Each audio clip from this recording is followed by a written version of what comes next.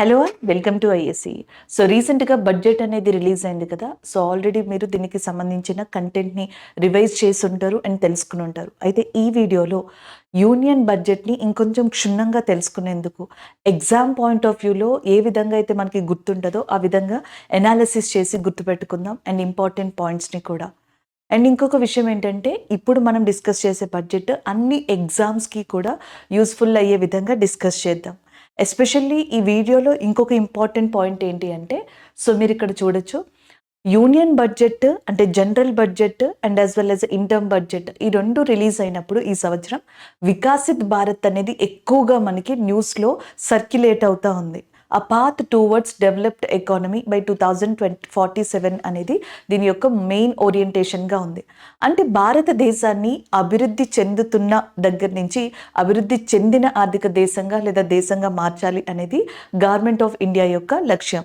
The main goal oriented to that government of India is nothing but and they want to see India as developed economy అనేది main అంశం. దానికోసమే వికాసిత్ భారత్ అనే దాన్ని ఒక ప్లాట్ఫామ్గా ఎంచుకుంది government of India అనుకుందాం. అయితే ఈ వీడియోలో మనం డిస్కస్ చేసినప్పుడు రెండు విషయాలు, ఒకటి యూనియన్ బడ్జెట్తో పాటు వికాసిత్ భారత్లో ఉన్న కొన్ని ఇంపార్టెంట్ ఆస్పెక్ట్స్ ఏవైతే ఉన్నాయో సో వాటిని అటాచ్ చేసి చెప్పుకుందాం. సో క్వశ్చన్స్ ఎలా వచ్చినా సరే ఈజీగా మనం ఆన్సర్ చేయడానికి బాగుంటుంది. అండ్ రెండోది వచ్చేటప్పటికి బడ్జెట్ రిలీజ్ అయినప్పుడు రెండు రకాల డిస్కషన్స్ని మీరు న్యూస్ పేపర్లో, న్యూస్ ఛానల్లో, మిగిలిన ఇతరితర ప్లాట్ఫామ్స్లో చూడొచ్చు అనమాట. So one is nothing but a discussion which is by political analysis ప్లాట్ఫామ్గా చెప్పచ్చు, ఆ discussion which is by that and policy మేకర్స్గా చెప్పచ్చు అనమాట. సో బడ్జెట్ని పాలసీ మేకర్స్ ఒక రకంగా చూస్తారు, పొలిటికల్ ఎనాలిసిస్లో ఒక రకంగా ఉంటుంది. అంటే ఇప్పుడు మనకి బీహార్కి టాప్ ప్రయారిటీ వచ్చింది అన్నట్టుగా డిస్కషన్స్ వస్తున్నాయి, కొన్ని స్టేట్స్కి ఎందుకు రాలేదు అన్నట్టుగా కూడా డిబేట్స్ జరుగుతూ ఉన్నాయి. ఇవన్నీ పొలిటికల్ ఎనాలిసిస్లోకి రావడం జరుగుతుంది. పాలసీ మేకర్స్ విషయంలో ఏంటంటే ఈ బడ్జెట్ ఎలాంటి స్ట్రాంగ్ పిల్లర్స్ని కలిగి ఉంది, అసలు దీని వెనకాల ఉన్న మోటో ఏంటి, దీనికి సంబంధించి ఒక్కొక్క దానికి ప్రయారిటీ ఇవ్వడానికి రీజన్స్ ఏంటి, ఇలాంటివన్నీ పాలసీ మేకర్స్ ఓరియంటేషన్లో ఉంటాయి. మనకి ఎప్పుడు ఎగ్జామ్ పాయింట్ ఆఫ్ వ్యూలో పాలసీ మేకర్స్దే తీసుకోవాలి. జనరల్గా మీరు ఎప్పుడైనా ఇంట్రెస్టింగ్గా చూడాలంటే పొలిటికల్ ఎనాలిసిస్ చూడాలి. సో మనకి ఎగ్జామ్ పాయింట్ ఆఫ్ వ్యూ కాబట్టి పాలసీ మేకర్స్ది చూద్దాం. ఎందుకంటే సో ఒక అఫీషియల్ స్పోక్స్ పర్సన్, గవర్నమెంట్కి సంబంధించిన ఒక అఫీషియల్ స్పోక్స్ పర్సన్ ఏమని చెప్పారంటే, ఈ ఏదైతే బడ్జెట్ని ఇప్పుడు ప్రజెంట్ ఇచ్చారో అండ్ ఫ్యూచర్లో రాబోయే అప్కమింగ్ ఇయర్స్లో రాబోయే ఏదైనా రెసిషన్ కానీ ఎకనామిక్ ఎమర్జెన్సీ సిచ్యువేషన్లో ఇండియా షార్ట్ ఫాల్ అవ్వకుండా తేరుకోవడానికి అండ్ ఏదైనా చేయడానికి ఒక ఏమంటారు ప్లాట్ఫామ్ దొరుకుతుంది. అలాంటి అంశాలు ఈ బడ్జెట్లో ఉన్నాయి. మ్యాక్రో ఎకనామిక్స్ని స్ట్రాంగ్ చేసే లేదా మ్యాక్రో ఎకనామిక్స్కి ప్లస్గా ఈ బడ్జెట్ ఉందని చెప్పేసి అనొచ్చు అన్నట్టుగా చెప్పడం జరిగింది. ఇలాంటివి మనకి సబ్జెక్టుగా కాన్సెప్చువల్ వైజ్గా యూస్ అవుతాయి. సరే, ఇలాంటివన్నీ ఒకసారి ఈ వీడియోలో చూద్దాం. ఈ వీడియో మొత్తంలో మీకు ఏం డిస్కషన్ చేయబడుతుందో ఇక్కడ ఇచ్చాను చూడండి. సో ఫస్ట్ జనరల్ డిస్కషన్ చూద్దాం. అంటే ఏంటి అంటే ఏ స్టేట్ ఏ మినిస్ట్రీకి ఎంత ఇచ్చారు, లేకపోతే మనకి ప్రయారిటీ ఏమున్నాయి, థీమ్స్ ఏమున్నాయి, ఇలాంటి ఒక క్యూరియాసిటీతో కూడిన కొన్ని ఇంపార్టెంట్ బడ్జెట్ హైలైట్స్ ఉంటాయి చూసారా, అవన్నీ ఇక్కడ డిస్కస్ చేస్తాం. తర్వాత సో ఈ మధ్యన ఎక్కువగా ద్రవ్య లోటు, ఫిజికల్ డిఫిషియట్ ఎంత, సో లేకపోతే మనకి నెక్స్ట్ క్యాపిటల్ రెవెన్యూ, లేకపోతే నెక్స్ట్ వచ్చేటప్పటికి బడ్జెట్లో సర్ప్లస్ బడ్జెట్, ఇవన్నీ ఉన్నాయి చూసారా టెర్మినాలజీ, ఆ టెర్మినాలజీ ఎంత కాన్సెప్చువల్లో చూస్తాం. అండ్ డేటా అనాలిసిస్, సాధారణంగా అసలు బడ్జెట్ ఎలా మొదలైంది, హిస్టారికల్ బ్యాక్గ్రౌండ్ ఏంటి, అలా అన్నట్టుగా వీడియో స్టార్ట్ చేయాలి. కానీ మనం రివర్స్లో వెళ్తాం, ఏది ఇంపార్టెన్సో ఎగ్జామ్ పాయింట్ ఆఫ్ వ్యూలో అక్కడి నుంచి ఆ పాయింట్ నుంచి ఈ వీడియో అనేది ప్రిపేర్ చేయడం జరిగింది. సో మాక్సిమం క్వశ్చన్స్ ఇక్కడ నుంచి వచ్చే ఛాన్స్ ఉంది కాబట్టి ఇది. సో ఏ మినిస్ట్రీకి ఎంత ఎలకేట్ చేశారు, సో దేనికి ప్రయారిటీ ఇచ్చారు, అట్లా తర్వాత మేబీ అడిగితే కాన్సెప్చువల్ వైజ్గా అడగచ్చు కాబట్టి సో దాని గురించి. నెక్స్ట్ వన్ డేటా అంటే హిస్టారికల్ బ్యాక్గ్రౌండ్ నుంచి అడగచ్చు, బడ్జెట్ స్పీచ్ ఎవరు ఎక్కువ ఇచ్చారని అడగచ్చు, లేదా ఎవరు ఫస్ట్ ప్రవేశపెట్టారని అడగచ్చు, who introduced budget for the first time. So data numbers ఏవైతే ఉంటాయో ఇవన్నీ కూడా డేటా అనాలిసిస్లో మీకు ఇవ్వడం జరుగుతుంది అనమాట. సో ఇవి టోటల్గా మనం ఈ వీడియోలో డిస్కస్ చేసేది. సో ఇక స్టార్ట్ చేద్దాం, ఒకదాని గురించి ఒకటి డిస్కస్ చేద్దాం. ఈ జనరల్ డిస్కషన్లో ఫస్ట్ మనం చూసేది ఏంటంటే ఎక్కడ చూసినా సరే ఈ బడ్జెట్లోకి వచ్చేటప్పటికి 4 మేజర్ గ్రూప్స్కి మనకి ప్రయారిటీ ఇచ్చారు అనేది మెయిన్ డిస్కషన్లోకి వచ్చింది. అది మేబీ ఎగ్జామ్లో చాలా ఇంపార్టెంట్ కావచ్చు అనే ఉద్దేశంతో సో ఫస్ట్ దాన్ని నేను ఇక్కడ ఇంక్లూడ్ చేశాను. ఒకసారి ఇక్కడ చూద్దాం. జ్ఞాన్ అని చెప్పేసి వికసిత్ భారత్ అనేది కావాలి అంటే జ్ఞాన్ అనే దానికి ప్రయారిటీ ఇవ్వాలి అనేది గవర్నమెంట్ ఆఫ్ ఇండియా యొక్క ముఖ్య ఉద్దేశం. ఈ యూనియన్ బడ్జెట్లో కూడా ఆల్మోస్ట్ చాలా వరకు పెద్ద పీట అంటాం చూసారా, ఒక లార్జెస్ట్ ప్రయారిటీ ఈ ఫీల్డ్స్కి ఇవ్వబడింది అనమాట. లైక్ జీ అంటే ఇక్కడ గరీబ్ అంటే పూర్ అని అర్థం, అండ్ నెక్స్ట్ ఎన్ అంటే నారి మహిళ అంటే విమెన్ అని అర్థం, వై అంటే యువ అంటే యూత్ అని అర్థం, అలాగే నెక్స్ట్ అన్నదాత ఫార్మర్. ఈ నలుగురు నిజంగా చెప్పాలంటే one of that important Indian సొసైటీగా కూడా చెప్పొచ్చు అనమాట. సో ఈ నాలుగిటిని గనక మనం సరిగ్గా డ్రివెన్ చేయగలిగితే ఒక రకంగా మనకి వికసిత్ భారత్లో ఇది యాడ్ ఆన్ అడ్వాంటేజ్ అవుతుంది అనేది వీళ్ళ యొక్క ముఖ్య ఉద్దేశం. కానీ ఎగ్జామ్ పాయింట్ ఆఫ్ వ్యూలో మీరు గుర్తుపెట్టుకోవాల్సింది ఏంటి, జ్ఞాన్ అనేది ఏదైతే ఉందో సో దాని గురించి గుర్తుపెట్టుకోవాలి. మిమ్మల్ని మిస్ మ్యాచ్ చేసి అడగడానికి చాలా అవకాశాలు ఇక్కడి నుంచి ఉన్నాయి. అండ్ ద నెక్స్ట్ వన్ అదే ఇక్కడ ఇంకోలా కూడా చూడొచ్చు, 4 ప్రయారిటీస్ అనమాట. Women, youth, poor, farmers.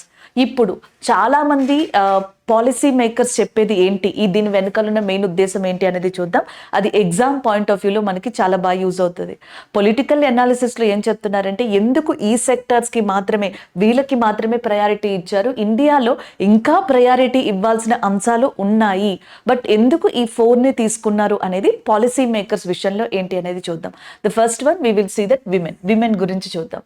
So ఇక్కడ జనరల్గా చూసినట్టయితే బడ్జెట్కి ముందరే మనకి గ్లోబల్ జెండర్ గ్యాప్ రిపోర్ట్ అనేది వచ్చింది. ప్రపంచంలో ఈ గ్లోబల్ జెండర్ గ్యాప్ రిపోర్ట్ అనేది పబ్లిష్ చేసేది ఎవరు అంటే వరల్డ్ ఎకనామిక్ ఫోరం. ఇలాంటి క్వశ్చన్స్ అడుగుతూ ఉంటారు, చూసుకోవాలి. వరల్డ్ ఎకనామిక్ ఫోరం మనకి గ్లోబల్ జెండర్ గ్యాప్ రిపోర్ట్ ఇస్తుంది ఎవ్రీ ఇయర్. అదొక మాట చెప్పింది, ప్రపంచంలో ఈ లింగ భేదం జెండర్ గ్యాప్ మెన్ అండ్ విమెన్కి మధ్యలో వర్క్లో కావచ్చు, ప్రయారిటీస్లో కావచ్చు తగ్గాలి అంటే ఇంకా 134 సంవత్సరాలు పడుతుందంట. అంటే 2158 ఇయర్కి మేబీ మనం గ్లోబల్ జెండర్ గ్యాప్ అనేది చూడవేమో. ఆ రిపోర్ట్లో ఇంకొక విషయం ఏం చెప్పింది అంటే జనరల్గా సౌత్రన్ ఏషియా మొత్తంలో ఇండియా 3rd లోయెస్ట్ ర్యాంక్లో ఉందంట, హైయెస్ట్లో కాదు, 3rd లోయెస్ట్ ర్యాంక్లో ఉంది. దానికి వివిధ రకాల కారణాలు కూడా అయి ఉండొచ్చు. అయితే ఇందులో వీళ్ళు గ్లోబల్ జెండర్ గ్యాప్ రిపోర్ట్ని ప్రిపేర్ చేసేటప్పుడు ఏం మెజర్మెంట్స్ తీసుకుంటారో తెలుసా? ఒకటి వచ్చేటప్పటికి హెల్త్ అనేది చూస్తారు, సర్వైవల్నెస్ అనేది చూస్తారు, పొలిటికల్ ఎంపవర్మెంట్ చూస్తారు, ఎడ్యుకేషన్ ఏదైతే ఉందో అది చూస్తారు. సో కాబట్టి ఎవరైతే ఎగ్జామ్స్కి ప్రిపేర్ అవుతున్నారో కాంపిటేటివ్ ఎగ్జామ్స్కి ఇది చాలా ఇంపార్టెంట్ అనమాట. విమెన్కి ప్రయారిటీ ఇచ్చారు కదా, దాని వెనకాల చాలా హిడెన్ థింగ్స్ ఉన్నాయని చెప్పాలి. అందులో ఇది ఒక ఎగ్జాంపుల్గా మనం తీసుకోవచ్చు. ఇదేం వాళ్ళు చెప్పలేదు ఇదే రీజన్ అని, మనం అయి ఉండొచ్చు అని చెప్పేసి ఎనాలిసిస్ చేసుకుంటున్నాం అంతే. పొలిటికల్ ఎంపవర్మెంట్ అనేది it's a individual choice. Empowerment ఇవ్వాలి. సో ఇప్పుడు మీకు నాకు ఇంకొక అమ్మాయికి పొలిటికల్ ఎంపవర్మెంట్ ఫ్రీడమ్ ఇస్తే మేము పొలిటికల్ దాంట్లోకి వెళ్ళమా అనేది బై చాయిస్ అనమాట. కానీ ఇక్కడ చూడండి, ఎడ్యుకేషన్, హెల్త్, సర్వైవల్ అనేది ఖచ్చితంగా ఉండాలి. ఒక విమెన్కి ఇండిపెండెంట్గా ఉండడానికి, సెక్యూర్గా ఉండడానికి, లేదా మెన్తో ఈక్వల్గా ఉండడానికి గ్లోబల్ జెండర్ గ్యాప్ రిపోర్ట్లో సో ఏదైతే మనకి ఉందో మార్జినల్ దాన్ని క్లోజ్ చేయడానికి కూడా ఇలాంటివి అవసరం అన్నమాట. అందుకే గ్లోబల్ జెండర్ గ్యాప్ రిపోర్ట్ తర్వాత మనకి చాలా న్యూస్ వచ్చింది, మీరు చూడొచ్చు. అంతకు ముందరు కూడా 2023 ఎండింగ్లోనే నరేంద్ర మోదీ గారు ఆల్రెడీ ఒక స్కీమ్ని అనౌన్స్ చేసి స్టార్ట్ చేశారు కదా, లఖపతి దీదీ యోజన, అలాగే నమో డ్రోన్ దీదీ. ఈ స్కీమ్స్ బడ్జెట్కి ముందరే మనకి ప్రవేశపెట్టడం జరిగిందని చెప్పేసి అనొచ్చు అనమాట. సో ఈ 2 స్కీమ్స్ ప్రకారం ఏంటంటే విమెన్ని ఎలా అయినా సరే ఇండిపెండెంట్గా నిలబెట్టాలి, ఎకనామికల్ పరంగా స్ట్రాంగ్ చెయ్యాలి. సో తను స్ట్రాంగ్ అయితే ఫ్యామిలీ స్ట్రాంగ్ అవుతుంది, ఫ్యామిలీ స్ట్రాంగ్ అయితే సొసైటీ స్ట్రాంగ్ అవుతుంది, ఎకనామిక్ డెవలప్మెంట్కి బాగుంటుంది అనే ఉద్దేశంతో. It's not for growth, it's not for economic growth, it's for economic development అనే దానిగా చూడాలి. ఆర్థిక ఎదుగుదల కన్నా సో ఇక్కడ విమెన్ ప్రయారిటీ దేనికంటే ఆర్థిక అభివృద్ధి కోసము అన్నట్టుగా చూస్తే బాగుంటుంది అనమాట. అది ఇక్కడ మెయిన్ అంశం. అండ్ ద నెక్స్ట్ వన్ చూడండి. నెక్స్ట్ వచ్చేటప్పటికి మనకి యూత్కి సంబంధించింది ఎందుకు తీసుకుని ఉండొచ్చు. There is one more interesting thing. భారతదేశంలో as per that previous reports చూసుకుంటే 25 సంవత్సరాల లోపల ఉన్న వాళ్ళు 50% మన పాపులేషన్లో ఉన్నారంట. అలాగే 35 సంవత్సరాల లోపల ఉన్న వాళ్ళు కూడా చాలా ఎక్కువ మంది ఉన్నారు. అది జపాన్ లేదా చైనా లాంటి కంట్రీస్తో పోల్చుకుంటే మన కంట్రీలో యంగ్ పాపులేషన్ చాలా ఎక్కువ, మ్యాన్ పవర్ మనకి చాలా ఎక్కువ. మనకే కాకుండా ప్రపంచంలోని చాలా కంట్రీలకి మ్యాన్ పవర్ సప్లై చేయగలుగుతున్నామంటే అది కేవలం ఇండియాకే సాధ్యమైంది. అదే మ్యాన్ పవర్ని మనమే కంప్లీట్గా యూటిలైజ్ చేసుకోగలిగితే మ్యానుఫ్యాక్చరింగ్ ఇండస్ట్రీలో మ్యానుఫ్యాక్చరింగ్ సెక్టార్లో కావచ్చు, ఇండస్ట్రీ సెక్టార్లో కావచ్చు, ఈవెన్ టెక్నాలజీ సెక్టార్లో కావచ్చు, ఇలాంటి సెక్టార్స్ అన్నిట్లో కూడా ఇండియాకి చాలా ఎకనామికల్గా బెనిఫిట్ అనేది ఉంటుంది. అందుకే కదా మనకి కౌశల్ వికాస్ యోజన, ఎంఎస్ఎంఈ, స్టార్టప్స్ ఇవన్నీ కూడా దీన్ని బూస్టప్ చేయడానికే వచ్చినట్టుగా కూడా అనుకోవచ్చు అనమాట. అది ఒకటి. అండ్ దెన్ నెక్స్ట్ వన్ చూడండి. సో ఇక్కడ వచ్చేటప్పటికి ఐకర్ అని చెప్పేసి, అంటే Indian council of agriculture research ఏదైతే ఉందో, సో అది ఆల్రెడీ మనకి 1 సైంటిస్ట్ 1 ప్రొడక్ట్ అనే ఒక స్కీమ్ని లాంచ్ చేసింది. మనకి బడ్జెట్ రీసెంట్గా వచ్చింది. బడ్జెట్ కన్నా ముందరే జూలై 15న ఈ న్యూస్ అనేది రావడం జరిగింది. అంటే అగ్రికల్చర్ని ఇప్పుడు మనం సైంటిఫికల్గా కూడా ముందుకు తీసుకెళ్ళడానికి ట్రై చేస్తున్నాం. ఈ బడ్జెట్లో వికాసిత్ భారత్లో ఏదైతే మనకి ప్రయారిటీ అనేది ఇచ్చారో, సో మనకి ఏదైతే జ్ఞాన్, గరీబ్ అని చెప్పేసి అన్నారో, యూత్ అన్నారో, విమెన్ అన్నారో, అలాగే నెక్స్ట్ ఇంకొక ఏదైతే మనకి చెప్పడం జరిగిందో ఫార్మర్ అన్నారు, ఇవన్నీ కూడా వెనకాల పాలసీ మేకర్స్ చెప్పేది ఏంటంటే there is a lot of reasons which are included in reports and as well as indexes. ప్రపంచంలోని చాలా సూచికలు, చాలా రిపోర్ట్స్ ఇచ్చిన అంశాలు కూడా ఇందులో మనకి పరిగణించబడ్డాయి. Not only from India, in the world point of view. ఇలా చదివితే మీకు ఈ పాయింట్స్ గుర్తుంటే అలాగే జ్ఞానం అనేది గుర్తుండిపోతుంది అనమాట. ఇక సో ఇవి రీసెంట్ కరెంట్ అఫైర్స్ కాబట్టి దాంతో గుర్తుపెట్టుకోవచ్చు. ఇప్పుడు మీకు అర్థమైందా ఈ 4 ఫీల్డ్స్కి, అంటే ఈ 4 కేటగిరీస్కి ఇండియాలో ఎందుకు బడ్జెట్లో ప్రయారిటీ ఇచ్చారంటే ఇదిగోండి, ఇది మనకి మెయిన్ రీజన్గా చెప్పొచ్చు అనమాట. సో బడ్జెట్లో చాలా ఇంట్రెస్టింగ్ థింగ్, చాలా చాలా ఇంపార్టెంట్ వన్, అందరూ క్యూరియాసిటీగా చూసేది ఇది. సో ఏ మినిస్ట్రీకి ఎంత బడ్జెట్ అనేది ఎలొకేట్ అయిందని చెప్పేసి చూస్తూ ఉంటారు. అయితే దీని వెనకాలన్న కొన్ని ఇంపార్టెంట్ పాయింట్స్ అనేవి మనం చూద్దాం. సో ఇక్కడ జనరల్గా తీసుకున్నట్టయితే అందరికీ తెలిసినట్టుగానే ఎక్కువ మనకి బడ్జెట్ ఎలొకేషన్ దేనికి సంబంధించి జరిగిందంటే డిఫెన్స్ మినిస్ట్రీకి సంబంధించి జరిగింది.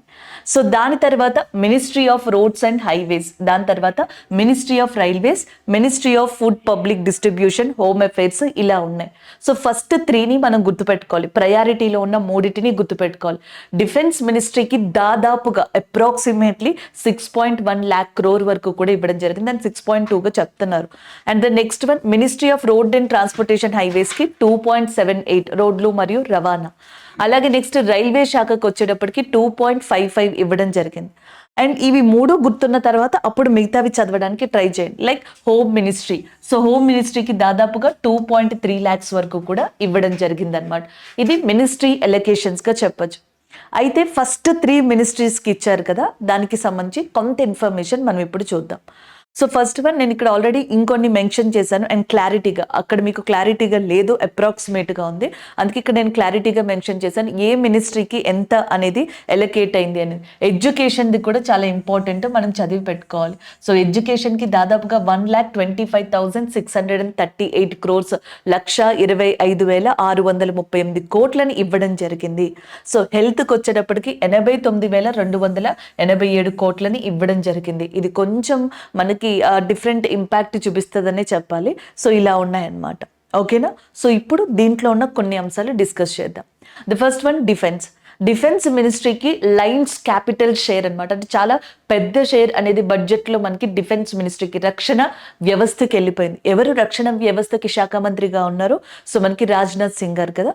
సో దీనికి సంబంధించి ఇంపార్టెన్స్ అనేది చూద్దాం. అసలు ఇవ్వడం అనేది ఎంతవరకు పాలసీ మేకర్స్ విషయంలో ఇంపార్టెన్స్, డిఫెన్స్కి ప్రాధాన్యత అనేది చూడొచ్చు.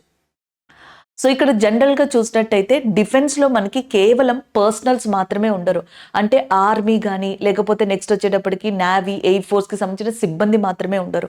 నేవీకి సంబంధించి షిప్స్ ఉంటాయి, ఆర్మీకి సంబంధించి మిసైల్స్ ఉంటాయి, అండ్ ఎయిర్ ఫోర్స్కి సంబంధించి మనకి ప్లేన్స్, అలాగే యుద్ధ విమానాలు, ఇవన్నీ కూడా మ్యానుఫ్యాక్చర్ చేయాలి. There is a lot of effort అనేది పెట్టాలి. ఇప్పుడున్న ప్రపంచ పరిస్థితుల్లో మనం డిఫెన్స్ని ఇంకా ఎక్కువ స్ట్రాంగ్ చేయాలి. ఒకసారి ఈ రిపోర్ట్ చూడండి. సో ఈ రిపోర్ట్ మనకి బడ్జెట్ ఇవ్వక ముందరే వచ్చింది. According to the global fire power, so global fire power అనే దాని ప్రకారం భారతదేశం ప్రపంచంలోనే మిలిటరీ పవర్లో 4th టాపెస్ట్ కంట్రీగా ఉంది. మనకన్నా టాప్లో యుఎస్ఏ అనేది ఉంది. అలాగే సెకండ్ ప్లేస్లోకి వచ్చేటప్పటికి we have a Russia and third ప్లేస్లో we have a China. So top 3లో మనకి కొంచెం ప్రాబ్లం ఉన్నది డిప్లొమాటిక్ పరంగా చైనా తోటి. సో చైనా మనకన్నా ముందరే అండ్ మిలిటరీని, అతిపెద్ద మిలిటరీ, పవర్ఫుల్ మిలిటరీని కలిగి ఉంది.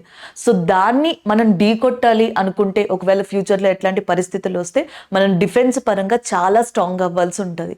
అది ఒక ఇంపాక్ట్. అండ్ ఇప్పుడు జరుగుతున్న ప్రజెంట్ సినారియోని తట్టుకోవాలి, బై ఛాన్స్ అలాంటి సిచ్యువేషన్ ఇండియాకి వస్తే తట్టుకోవాలన్నా మనం మిలిటరీ పరంగా చాలా స్ట్రాంగ్గా నిలబడడం అనేది కావాలి. సో డిఫెన్స్ మినిస్ట్రీకి లయన్స్ క్యాపిటల్ షేర్ అవ్వడంలో ఇలాంటివి చాలా చాలా అంశాలు ఉన్నాయని మనం అనుకోవచ్చు అనమాట. అండ్ ద నెక్స్ట్ వన్ చూడండి ఇక్కడ. అండ్ కేవలం నేను చెప్పినట్టుగా పర్సనల్స్కి మాత్రమే ఇక్కడ ఇవ్వరు. సో డిఫెన్స్ పర్సనల్స్ మొత్తం ఈ సిబ్బందికి కలిపి ఎంత ఇచ్చారో తెలుసా? The capital అవుట్లే to the defence is 1.72 lakh crore. 1.72 లక్షల కోట్ల మాత్రమే ఈ సిబ్బంది ఎవరైతే ఉంటారో, ఆఫీసర్స్ అంటాం కదా, మిలిటరీ ఆఫీసర్స్, సో వాళ్ళకి ఇవ్వడం జరిగింది, ఆర్మీ, నేవీ, ఎయిర్ ఫోర్స్కి. అండ్ తర్వాత ఏంటి, ఇండియన్ కోస్ట్ గార్డ్కి ఒక్కదానికి 7,651 crores-ని ఎలకేట్ చేయడం జరిగింది. అండ్ మిగిలిందంతా మనకి ఈ ఎక్విప్మెంట్స్, మిసైల్స్, సో ఇలాంటివన్నీ ఉంటాయి కదా. లైక్ ఇప్పుడు మయన్మార్ దగ్గర ఫెన్సింగ్ వేస్తున్నాం, అంటే కంచెని వేయడం స్టార్ట్ చేసాం. అలా కంచెని వేసినప్పుడు డబ్బులు ఎవరిస్తారు? సో మయన్మార్ ఇవ్వదు కదా, అక్కడ ఉన్న స్టేట్స్ ఇవ్వవు కదా. సో గవర్నమెంట్ ఆఫ్ ఇండియా తరపున రావాలి. ఏదైతే పర్టిక్యులర్ థింగ్ ఉందో అది డిఫెన్స్ మినిస్ట్రీ తీసుకోవచ్చు, లేదా హోమ్ మినిస్ట్రీ తీసుకోవచ్చు. సో ఆ మినిస్ట్రీ నుంచి ముందరికి రావాల్సి ఉంటుంది ఎక్స్పెండిచర్ అని. ఇలాంటివి చాలా ఉంటాయి అన్నమాట. సో అలా చూసుకున్నట్టయితే సెపరేట్గా ఇలాంటివి కొన్ని గుర్తుపెట్టుకోవాల్సి ఉంటుంది. అంటే అందరూ డిఫెన్స్కి ఎంత అని చదివినప్పుడు సడన్గా ఎగ్జామినర్ ఈ టర్న్ తీసుకుని ఇండియన్ కోస్ట్ గార్డ్కి ఎంత అని అడగచ్చు, లేదా పర్సనల్ ఫోర్సెస్కి ఎంత ఎస్పెషల్లీ ఎలకేట్ చేశారని కూడా అడగచ్చు. అండ్ నెక్స్ట్ వన్ చూడండి.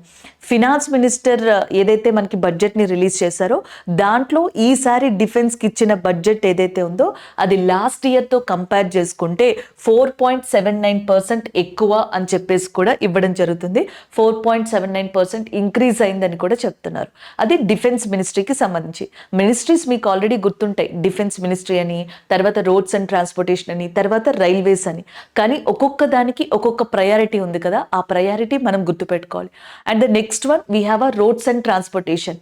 ఒకప్పుడు ఇండియాలో మనకి ఇట్లా 4 lanes అని చెప్పేసి, లేకపోతే నెక్స్ట్ వచ్చేటప్పటికి డిఫరెంట్ ఫాస్ట్ ట్యాగ్ సిస్టమ్ అని, ఇలాంటివన్నీ ఇంప్లిమెంట్ కాలేదు. So fast tag system with that CC cameras అని, ఇలాంటివి డిఫరెంట్ సిస్టమ్స్ని మనకి రోడ్స్ అండ్ ట్రాన్స్పోర్టేషన్లో కూడా తీసుకొస్తున్నారు. అవి చూడొచ్చు. అంటే ఇన్ఫ్రాస్ట్రక్చర్కి ముఖ్యంగా బడ్జెట్ అవసరం ఈ రోడ్స్ అండ్ ట్రాన్స్పోర్టేషన్ విషయంలో. ఇకపోతే రైల్వేస్లో మనం ఆల్రెడీ లాస్ట్ ఇయర్ నుంచి చూస్తే చాలా చేంజెస్ చూస్తున్నాం. నమో భారత్ కావచ్చు, భారత్ గౌరవ్ కావచ్చు, వందే భారత్ కావచ్చు, సాధారణ వందే భారత్ కావచ్చు, లేకపోతే వన్ స్టేషన్ వన్ ప్లాట్ఫామ్ కావచ్చు. There is a lot of things implement అవుతా వస్తూ ఉన్నాయి, ఇంకా ఇంప్లిమెంట్ అవ్వాల్సినవి చాలా ఉన్నాయన్నమాట. సో అలాంటిది రైల్వే బడ్జెట్కి అండ్ థర్డ్ ప్లేస్ అనేది రైల్వే మినిస్ట్రీకి ఇవ్వడం జరిగింది. ఇలా మినిస్ట్రీస్ని గుర్తు పెట్టుకుంటే కనుక మనం మర్చిపోము. ఈ పాయింట్స్ నుంచి ఇచ్చిన ఆన్సర్స్ ఈజీగా రాయడానికి ఉంటుంది. అండ్ ద నెక్స్ట్ వన్, ఒక్కొక్కసారి క్వశ్చన్ చాలా డిఫరెంట్గా వస్తుంది, మనం ఎక్స్పెక్ట్ చేయలేమన్నమాట. సో బడ్జెట్ వచ్చేటప్పటికి ఎంత బడ్జెట్ వచ్చింది, ఏ మినిస్ట్రీస్కి ఎంత హైయెస్ట్లో ఎలకేట్ చేశారు అనేది మనం చూస్తాం. ఒక్కొక్కసారి క్వశ్చన్ రివర్స్లో వస్తే, అంటే ఏ మినిస్ట్రీ చాలా లోయెస్ట్ బడ్జెట్ షేర్ని అందుకుంది అని అడిగితే, ఏ మినిస్ట్రీకి బడ్జెట్ని చాలా తక్కువ ఇచ్చారని అడిగితే అక్కడ ప్రాబ్లం ఫేస్ చేస్తాం కదా. మినిస్ట్రీ ఆఫ్ పార్లమెంటరీ అఫైర్స్ అని చెప్పేసి ఉంది చూసారా. మినిస్ట్రీ ఆఫ్ పార్లమెంటరీ అఫైర్స్ అనేది మొత్తం ఉన్న అన్ని మంత్రిత్వ శాఖల్లో చాలా తక్కువ అమౌంట్ని షేర్ చేసుకున్నది బడ్జెట్లో ఇదే అనమాట. 64 కోట్లు దానికి ఇవ్వడం జరిగింది. 64 crores అనేవి ఇవ్వడం జరిగింది అనమాట. సో నెక్స్ట్ మినిస్ట్రీ ఆఫ్ కోల్కి వచ్చేటప్పటికి మీరు ఇక్కడ చూడొచ్చు. సో దానికి వచ్చేటప్పటికి దాదాపుగా సెకండ్ పొజిషన్లో ఉంది, 192 crores తోటి ఉండడం జరిగింది. మినిస్ట్రీ ఆఫ్ స్టీల్కి వచ్చేటప్పటికి 325 crores తోటి ఉండడం జరిగింది. Ministry of planning 837 crores, ministry of cooperation కి 1183. అంటే కింద నుంచి పైకి చూసుకుంటే కింద అట్లో బోటంలో పార్లమెంటరీ అఫైర్స్ ఉంది, దానిపైన కోల్ ఉంది. సో దానిపైన నెక్స్ట్ వచ్చేటప్పటికి మనకి స్టీల్, దానిపైన ప్లానింగ్, దానిపైన కోఆపరేషన్ అనేవి ఉన్నాయి. ఇవి గుర్తుపెట్టుకోవాలి. సో ఇది ఇంకొక ఇంట్రెస్టింగ్ ఫ్యాక్ట్ గా చెప్పొచ్చు. ఒకటి జ్ఞాన్ అనేది మీరు ఆల్రెడీ చూసారు, అండ్ రెండోది వచ్చేటప్పటికి ఏ మినిస్ట్రీకి ఎంత ఎలకేట్ చేశారు అనేది కూడా ఇక్కడ ఇంపార్టెంట్ డిస్కషన్ కదా, జనరల్ డిస్కషన్లో ఇక్కడి నుంచి కూడా క్వశ్చన్స్ వస్తాయి. ఈ పాయింట్ ఆఫ్ వ్యూని చూడాలి. ఇక థర్డ్ హైలైట్ జనరల్ డిస్కషన్ బడ్జెట్లో ఏంటి అనేది చూద్దాం. సో నెక్స్ట్ వన్, ఆ very interesting factor is ministry of external affairs అని చెప్పేసి అనొచ్చు అనమాట, విదేశీ వ్యవహారాలు. సో విదేశీ వ్యవహారాల మంత్రిత్వ శాఖకి ఈసారి 22,155 crores ఇవ్వడం జరిగింది. 22,155 crores, 22,155 కోట్లు ఇవ్వడం జరిగింది అనమాట. అది లాస్ట్ ఇయర్ కంపేర్ చేసుకుంటే కొంత షార్ట్ ఫాల్ అనే చెప్పాలి. సో 2023లో అంటే లాస్ట్ ఇయర్ బడ్జెట్లో దాదాపుగా 29,121 crore, 29,000 కోట్లు. సో ఇప్పుడు అది 22,000 కోట్లకి పడిపోయింది. దానికి డిఫరెంట్ కారణాలు అయి ఉండొచ్చు. సో ఇది మనకి మెయిన్గా చూడాలి, మినిస్ట్రీ ఆఫ్ ఎక్స్టర్నల్ అఫైర్స్కి ఎంత మనీని ఎలకేట్ చేశారని. ఇప్పుడు సో దీంట్లో మన ఎగ్జామ్ పాయింట్ ఆఫ్ వ్యూలో ఏం చదువుకుంటే బాగుంటుంది అనేది చూద్దాం. మినిస్ట్రీ ఆఫ్ ఎక్స్టర్నల్ అఫైర్స్కి మినిస్టర్గా సుబ్రహ్మణ్యం జయశంకర్ గారు ఉన్నారు, ఆల్రెడీ అది మీకు తెలిసిందే. రెండో విషయం ఏంటంటే ఇందులో రెండు ఇంపార్టెంట్ ఆస్పెక్ట్స్ చూడాలి. ఫస్ట్ వన్, ఈ ఎక్స్టర్నల్ అఫైర్స్ మినిస్ట్రీకి టోటల్ అమౌంట్ ఎలకేట్ చేసింది కదా, దీంట్లో సో మనకున్న అలయన్స్ బట్టి, రిలేషన్స్ని బట్టి కొన్ని కంట్రీలకి ప్రయారిటీ ఇవ్వడం జరుగుతుంది. ఆ కంట్రీలో ఉన్న ఇండియన్ ఎంబసీస్కి, ఆ కంట్రీస్కి సంబంధించిన ఏదైతే ప్రాజెక్ట్స్ కావచ్చు, ఇంకా మిగతా సహకారాలు, అసిస్టెన్సీ ఉన్నాయో దాన్ని బట్టి ప్రయారిటీ ఇస్తారు. సో ఈ మినిస్ట్రీకి ఎలకేట్ చేసిన దాంట్లో మనకి ఏ కంట్రీకి హైయెస్ట్ ప్రయారిటీ అనేది ఇచ్చామంటే భూటాన్కి. సో భూటాన్కి 2,068 కోట్లతో ప్రయారిటీ ఇవ్వడం జరిగింది. నెంబరింగ్ రాంగ్ ఉంది, ఈ నెంబరింగ్ చూడొద్దు. నెక్స్ట్ వన్, నేపాల్కి వచ్చేటప్పటికి 700 crores అండ్ మాల్దీవ్స్కి వచ్చేటప్పటికి 400 crores. మాల్దీవ్స్తో 2023లో మనకి ప్రాబ్లం వచ్చినప్పటికీ కూడా సో దాని తర్వాత కొంత సార్ట్ అవుట్ అయింది. అండ్ మాల్దీవ్స్ యొక్క ప్రెసిడెంట్ మొహమ్మద్ ముయిజు రీసెంట్గా ప్రైమ్ మినిస్టర్ నరేంద్ర మోదీ గారి ప్రమాణ స్వీకారం, ఓత్ అండ్ అఫర్మేషన్కి కూడా అటెండ్ అవ్వడం జరిగింది ఆ సెరమనీకి. సో కాబట్టి మాల్దీవ్స్కి దగ్గర కొంత సార్ట్ అవుట్ అయిన తర్వాత ఇక్కడ చూడొచ్చు 400 crores, నేపాల్కి 700 అండ్ భూటాన్కి 2,068 crores ఇవ్వడం జరిగింది. ఈవెన్ శ్రీలంకకి 245, ఆఫ్ఘనిస్తాన్ రీసెంట్గా నేమ్ చేంజ్ అయింది కదా, ఇస్లామిక్ ఎమిరేట్స్ ఆఫ్ ఆఫ్ఘనిస్తాన్కి 200 crores, ఆఫ్రికన్ కంట్రీస్కి 200 crores ఇలాగా ఇవ్వడం జరిగింది అనమాట. సో ఇలాగ అలొకేట్ చేయడం జరిగింది. ఇది ఒక ఆస్పెక్ట్. రెండో విషయం ఏం గుర్తుపెట్టుకోవాలంటే ఇక్కడ చూడండి, the budget also allocated an additional 5 crores for Ministry of External Affairs aid for cultural and heritage projects, bringing the total allocation of 15 crores. So మనకి అడిషనల్గా ఈ ఏదైతే కంట్రీస్ ఉన్నాయో ఆ కంట్రీస్కి డెవలప్మెంట్ ప్రాజెక్ట్స్కి ఎలకేట్ చేయడమే కాకుండా ఎక్స్టర్నల్ అఫైర్స్ మినిస్ట్రీ కింద సో ఒక 5 crores, 5 కోట్లని అడిషనల్గా దేనికోసం ఎస్పెషల్లీ ఈ బడ్జెట్లో ఎక్స్టర్నల్ అఫైర్స్ మినిస్ట్రీకి ఇచ్చింది అంటే కల్చరల్ ఓరియంటేషన్లో ఇచ్చింది అని చెప్పేసి అంటున్నారు. ఏ ఓరియంటేషన్? Cultural orientation. దాని అర్థం ఏంటి? ఒక ఎగ్జాంపుల్ చూద్దాం. మీకు June 21st international yoga day అనేది జరుగుతుంది. సో ఇది ఇండియాలోనే కాకుండా ప్రపంచంలో చాలా కంట్రీస్లో, మనకన్నా ఎక్కువగా ఫారిన్ కంట్రీస్లోనే దీని సెలబ్రేషన్స్ బాగా జరుగుతాయి. అయితే ఆ ఫారిన్ కంట్రీస్లో ఫర్ ఎగ్జాంపుల్ మనకి ఏ ఫ్రాన్స్లోనో జరుగుతుంది, ఏ ఇటలీలోనో జరుగుతుంది, అక్కడ ఇండియన్ ఎంబసీ ఉంటుంది కదా, ఆ ఇండియన్ ఎంబసీ ఏదో ఒక ప్రోగ్రామ్ని కండక్ట్ చేయాల్సి ఉంటుంది. సో దానికి మనం కొంత మనీని, ఎక్స్పెండిచర్ని చూపించాలి కదా. సో అది కల్చరల్ ఓరియంటెడ్ ఎక్స్పెండిచర్లోకి వస్తుంది మినిస్ట్రీ ఆఫ్ ఎక్స్టర్నల్ అఫైర్స్ కింద. లేదా ఇది చూడండి, ఫర్ ద ఫస్ట్ టైం మనకి హిందీలో ఒక రేడియో బ్రాడ్కాస్ట్ సర్వీస్ని కువైట్లో ఇండియన్ ఎంబసీ స్టార్ట్ చేసింది. మన భారత రాయబార కార్యాలయం ఏదైతే ఉందో అది కువైట్లో for the first time radio సర్వీస్ని మన హిందీ లాంగ్వేజ్లో స్టార్ట్ చేసింది అనమాట. మరి దానికి మనీ కువైట్ ఇచ్చిందా? లేదు, ఇండియన్ గవర్నమెంట్. ఎలా ఇస్తుంది అంటే ఇదిగోండి, ఇది చూడండి. సో మనకి ఏదైతే కల్చరల్ అండ్ హెరిటేజ్ ప్రాజెక్ట్స్ ఉన్నాయో ఆ ఆస్పెక్ట్ కింద ఈ మనీని ఇవ్వడం జరుగుతుంది. సో ఈ రెండు కరెంట్ అఫైర్స్ మనకి చదివినట్టు ఉంటుంది, అలాగే ఈ పాయింట్ ని అర్థం చేసుకున్నట్టు ఉంటుంది. సో ఇప్పటికి నేను మీకు 3 హైలైట్స్ ఆఫ్ బడ్జెట్ గురించి డిస్కస్ చేశాను. ఒకటి వచ్చేటప్పటికి జ్ఞాన్ గురించి, రెండోది మినిస్ట్రీస్ గురించి, మూడోది ఎస్పెషల్లీ ఎక్స్టర్నల్ అఫైర్స్ మినిస్ట్రీలో ఎగ్జామ్ పాయింట్ ఆఫ్ వ్యూలో మనం గుర్తుపెట్టుకోవాల్సిన అంశం గురించి డిస్కస్ చేసాం. నెక్స్ట్ హైలైట్ ఏదైతే ఉందో సో అదొకసారి చూద్దాం. సో నెక్స్ట్ వన్ మినిస్ట్రీస్కి చూసాం ఆల్రెడీ, ఎవరికి ప్రయారిటీ ఇచ్చారనేది కూడా చూసాం. అయితే ఇండియాలో గవర్నమెంట్ ఆఫ్ ఇండియా ఎక్స్పెండిచర్ని ఎక్కువగా చేసే దాంట్లో ఒకటి స్కీమ్స్కి సంబంధించి ఎక్కువగా ఖర్చు పెట్టే దాంట్లో. సో ప్రతి గవర్నమెంట్ డిసైడింగ్ ఫ్యాక్టర్లో ఒకటి ఉండేది స్కీమ్స్ అనమాట. ఏదైనా ఎలక్షన్స్ అప్పుడు కానీ నెక్స్ట్ కానీ గవర్నమెంట్ని డిసైడ్ చేసే ఫ్యాక్టర్స్లో ఉండే కీ రోల్ ప్లే చేసేది ఏది స్కీమ్స్. మరి అలాంటి స్కీమ్స్కి సంబంధించి గవర్నమెంట్ ఆఫ్ ఇండియా ఎలాంటి అమౌంట్ని ఎలకేట్ చేసింది, ఏ స్కీమ్కి పెద్ద పెట్టేసింది, ఏ స్కీమ్కి ప్రయారిటీ ఇచ్చింది అనేది ఇక్కడ చూద్దాం. సో ఇక్కడ చూసినట్టయితే Mahatma Gandhi National Rural Employment guarantee act, Mahatma Gandhi జాతీయ గ్రామీణ ఉపాధి హామీ పథకం. సో దానికి సంబంధించి ఈసారి దాదాపుగా బడ్జెట్ ఎస్టిమేషన్ ప్రకారం 86,000 కోట్లని ఇచ్చింది, 86,000 crores. అదే లాస్ట్ టైం చూసుకుంటే ఎస్టిమేషన్ 60,000 crores ఉంది. ఎంత వేరియేషన్ ఉందో చూడండి. ఈ వేరియేషన్ ఎందుకు అనేది మనకి ఇప్పుడు అవసరం. ఈ వేరియేషన్ ఎందుకు అనేది అవసరం. సాధారణంగా ఏం చదువుతాం, స్కీమ్స్లో ఎంత అమౌంట్ ఎవరికి ఎలకేట్ చేశారు అనేది చూస్తాం. సో దేనికి ఎలకేట్ చేశారు, లాస్ట్ టైం ఎంత, ఆ డిఫరెన్స్ చూడండి, డ్రాస్టిక్ డిఫరెన్స్. ఇది 26,000 కోట్ల డ్రాస్టిక్ డిఫరెన్స్ అనేది వచ్చింది. అది ఎందుకు వచ్చింది అనేది కూడా మనకి చాలా చాలా ఇంపార్టెంట్, అదొకసారి చూద్దాం. And the next one research and development ప్రాజెక్ట్స్కి అండ్ 1,200 కోట్లని ఇవ్వడం జరిగింది. న్యూక్లియర్ పవర్ ప్రాజెక్ట్స్కి 2,228 కోట్లని ఇవ్వడం జరిగింది. అలాగే ఫార్మాటికల్ ఇండస్ట్రీస్కి 2,143 crores. సో నెక్స్ట్ వచ్చేటప్పటికి ఇంకా ఉన్నాయి మనకి చెప్పాలంటే లిస్ట్ ఆఫ్ థింగ్స్లో. ఎల్పిజి ఏదైతే మనకి ఉందో సో దానికి సంబంధించి 1,500 కోట్లని మనకి ఎలకేట్ చేయడం జరిగింది. అండ్ సోలార్ పవర్కి సంబంధించి 10,000 కోట్లని మనకి ఏమంటారు ఇవ్వడం జరిగింది, ఎలకేట్ చేయడం జరిగింది. ఇలా ఉన్నాయి. అయితే ఒకసారి ఇక్కడ చూడండి, లిస్ట్ ఆఫ్ స్కీమ్స్ కూడా నేను ఇక్కడ ఇచ్చాను, తర్వాత మీరు చదువుకోవడానికి బాగుంటుంది అని చెప్పి సో నేను ఇక్కడ ఇవ్వడం జరిగింది. Mahatma Gandhi National Rural Employment Guarantee Scheme ఉంది కదా, so Mahatma Gandhi National Rural Employment Guarantee స్కీమ్కి లాస్ట్ది చూసుకోవాలి, మీరు లాస్ట్ రో చూసుకోవాలి. నేను కంపేర్ చేశాను అంతే, కంపారబిలిటీ కోసం ఈ టేబుల్ తీసుకొచ్చాను. 2022లో 90 ఉంది చూసారా, 2023లో మళ్ళీ డ్రాప్ అయిపోయింది. మళ్ళీ 2024కి కొంచెం మీరు చూడొచ్చు 86,000, అంటే బడ్జెట్ ఎస్టిమేషన్లో 60,000 అనుకున్నారు, రివైజ్డ్ వచ్చిన తర్వాత 86,000 దాన్నే ఇవ్వడం జరిగింది అనమాట. సో అప్పుడు ఎస్టిమేట్ వేసి రివైజ్ చేసిన దానికి ఇప్పుడు దీనికి ఇవ్వడానికి ఈ డ్రాస్టిక్ డిఫరెన్స్ ఎందుకు వచ్చింది అనేది చూద్దాం. అలాగే నెక్స్ట్ ప్రధానమంత్రి ఆవాస్ యోజన, సో దీనికి 84,671 crores. Jal Jeevan mission one of the important mission గా చెప్పొచ్చు, దీనికి 70,163 crores ని మనకి ఇవ్వడం జరిగింది. ఇలా ఉన్నాయి అన్నమాట ఒక్కొక్క దానికి కూడా. అయితే దీంట్లో Mahatma Gandhi National Rural Employment Guarantee Scheme ఉంది కదా, సో దానికి సంబంధించి ఒకసారి ఇక్కడ చూద్దాం.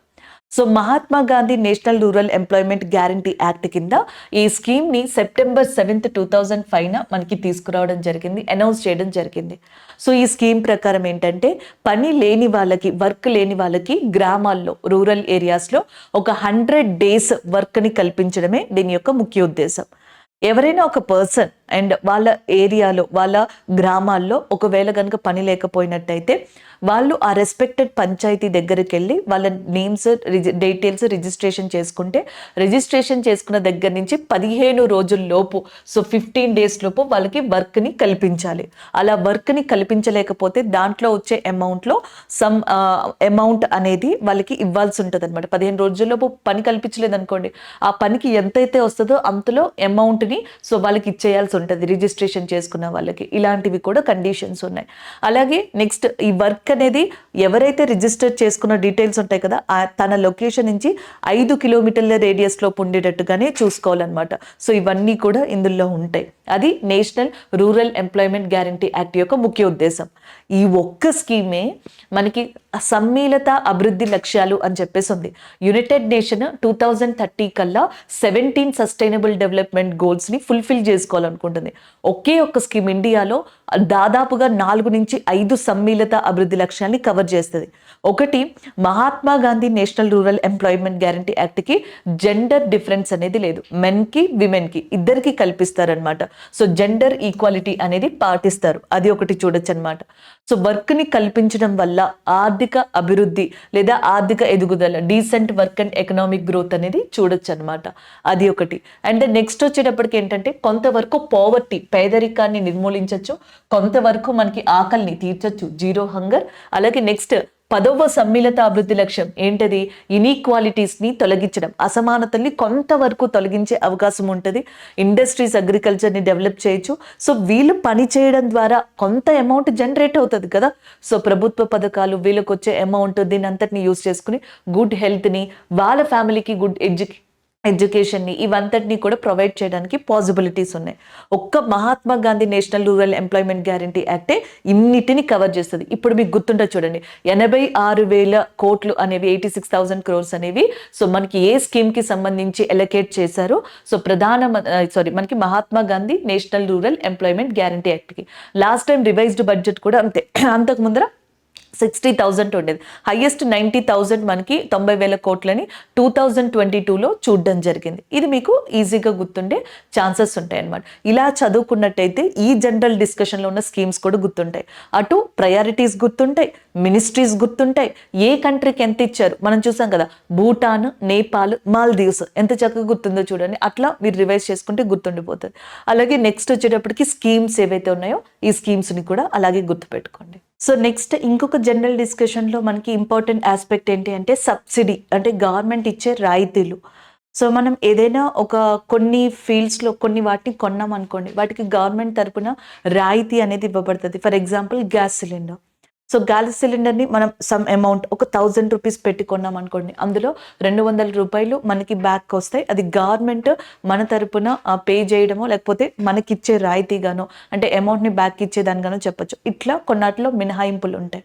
గవర్నమెంట్ ఎప్పుడూ కూడా 3 ఫ్యాక్టర్స్కి ఎక్కువగా ఇంపార్టెన్స్ ఇస్తుంది. ఒకటి ఫుడ్, 2 ఫెర్టిలైజర్స్, 3 ఫ్యూయల్, అంటే ఆహారానికి, ఎరువులకి, అలాగే నెక్స్ట్ వచ్చేటప్పటికి ఇంధన వనరులకి ఖచ్చితంగా ప్రతి బడ్జెట్లో కూడా మనకి రాయితీలు అనేవి ఉంటాయి. మిగిలిన వాటిలో కొన్ని స్కీమ్స్లో ఇవ్వచ్చు, కొన్ని వచ్చేటప్పటికి స్పెషల్ కేటగిరీస్లో ఇవ్వచ్చు, ఇలా మారుతాయి. కానీ ఈ 3 కూడా స్టాండర్డ్గా ప్రతిసారి కూడా వీటిలో సబ్సిడీ అనేది ప్రతి గవర్నమెంట్, ఏ గవర్నమెంట్ అయినా సరే మెయిన్ ప్రాధాన్యం ఇచ్చేది సబ్సిడీలో ఈ 3టికే అనమాట. 3Fగా గుర్తుపెట్టుకోవచ్చు. Food, fertiliser, fuel. ఫ్యూయల్ అంటే ఇంధన వనరులు, అండ్ ఫర్టిలైజర్స్ అంటే మీకు ఆల్రెడీ తెలుసు కదా, ఎరువులు, ఫుడ్, ఆహారం. అయితే ఇందులో ఒక ఇంట్రెస్టింగ్ ఫ్యాక్టర్ చూడండి. 2020-21లో టోటల్ జీడిపిలో 3.8% సబ్సిడీస్ని ఇచ్చింది, రాయితీస్ని ఇచ్చింది బడ్జెట్. కానీ 2024కి వచ్చేటప్పటికి 1.3% ఇచ్చింది.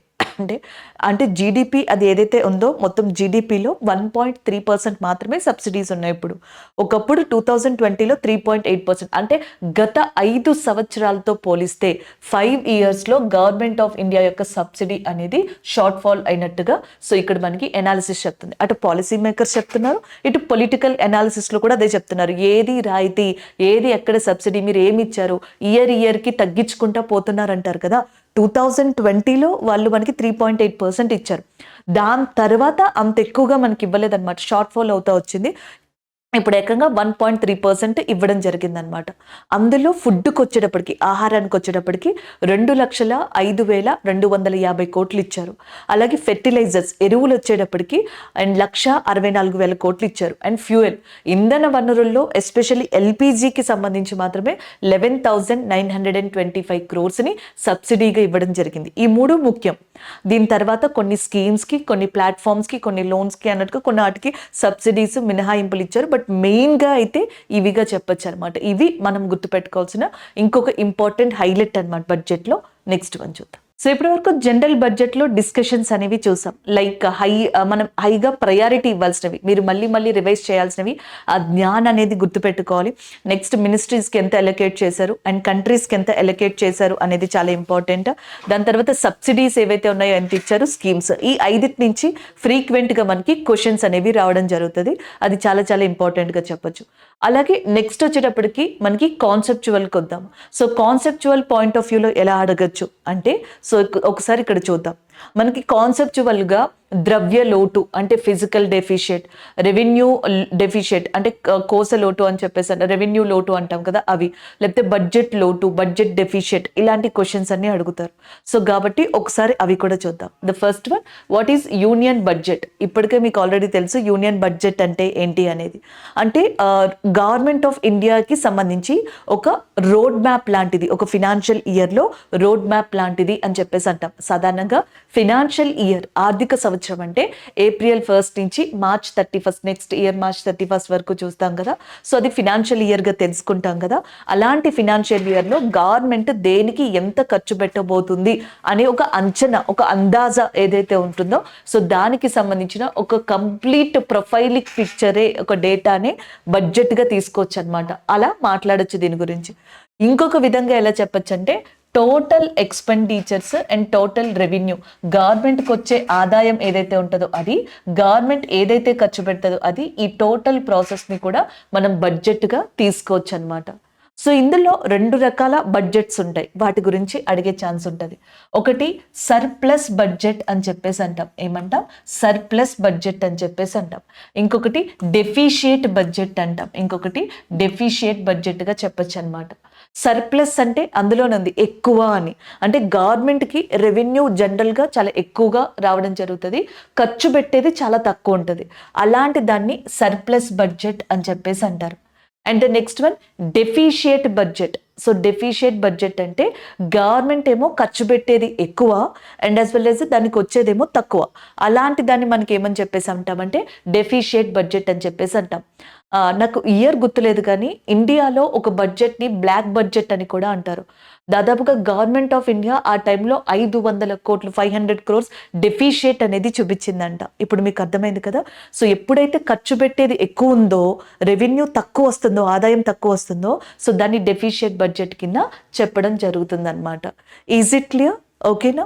సో నెక్స్ట్ వన్, ఈ బడ్జెట్ గురించి తెలుసుకున్న తర్వాత ఇందులో ఎకానమీ పాయింట్ ఆఫ్ వ్యూలో ఇంకా ఏ టెర్మినాలజీని నేర్చుకోవాలి అనేది చూద్దాం. మనం బడ్జెట్ అంటాం కానీ గవర్నమెంట్ ఆఫ్ ఇండియా మనకులాగే ఆలోచిస్తుంది. ఒక నార్మల్ ఫ్యామిలీ, సాధారణంగా ఒక మిడిల్ క్లాస్ ఫ్యామిలీ ఎలా ఆలోచిస్తుంది? సో తనకు వచ్చే అమౌంట్ ఏదైతే ఉంటుందో, శాలరీ ఏదైతే ఉంటుందో, అది వచ్చేటప్పటికి ఏంటంటే మంత్లీ దానికి వచ్చే గ్రాసరీస్, లేకపోతే ఇంట్లో ఖర్చులు అండ్ ఎక్స్పెక్టెడ్ అంటే ప్రతి నెల ఇంత ఖర్చు అవుతుంది అని చెప్పేసి ఉంటుంది కదా. సో దానికి ఎలకేట్ చేసుకుంటారు. ఇంకా కొంత అమౌంట్ని కార్కి ఇన్వెస్ట్ చేయడం కానీ, లేకపోతే మనకి హౌస్కి ఇన్వెస్ట్ చేయడం కానీ, ఏదైనా ప్రాపర్టీకి ఇన్వెస్ట్ చేయడం కానీ, ఇలాంటివి చేస్తూ ఉంటారు. అంటే మనం నార్మల్ ఫ్యామిలీస్లోనే ఏం చేస్తాం, మనకు వచ్చే శాలరీలో కొంత ఇమీడియట్గా ఖర్చు పెట్టాల్సింది ఉంటుంది. సో మనం జనరల్గా ఈ గ్రాసరీస్కి ఖర్చు పెడతాం. దానివల్ల మనకి ఏమైనా లాభం ఉందా? లాభం లేదు. మనం జస్ట్ సర్వైవ్ అవ్వడానికి అది కదా. సో నెక్స్ట్ ఈ బిల్డింగ్ లేకపోతే కారు, వీటి మీద ఇన్వెస్ట్ చేస్తాం, వీటి మీద ఖర్చు పెడతాం. వీటి వల్ల లాభం ఉందా అంటే ఉంది. ఒక వస్తువు మనకి అలా ఉండిపోతుంది, ఒక ఎసెట్ కింద ఉండిపోతుంది. అలాగే గవర్నమెంట్ ఆఫ్ ఇండియా కూడా షార్ట్ టర్మ్లో ఖర్చు పెట్టేవి కొన్ని ఉంటాయి, లాంగ్ టర్మ్లో ఖర్చు పెట్టేవి కొన్ని ఉంటాయి. అంటే లాంగ్ టర్మ్ ఎక్స్పెండిచర్ ఒకటి ఉంటుంది, షార్ట్ టర్మ్ ఎక్స్పెండిచర్ ఒకటి ఉంటుంది. సో దీని మీద గవర్నమెంట్ ఆఫ్ ఇండియాకి ఎట్లాంటి విధమైన లాభం, ప్రాపర్టీ అనేది ఉండదన్నమాట. ప్రయారిటీ అనేది ఉండదు.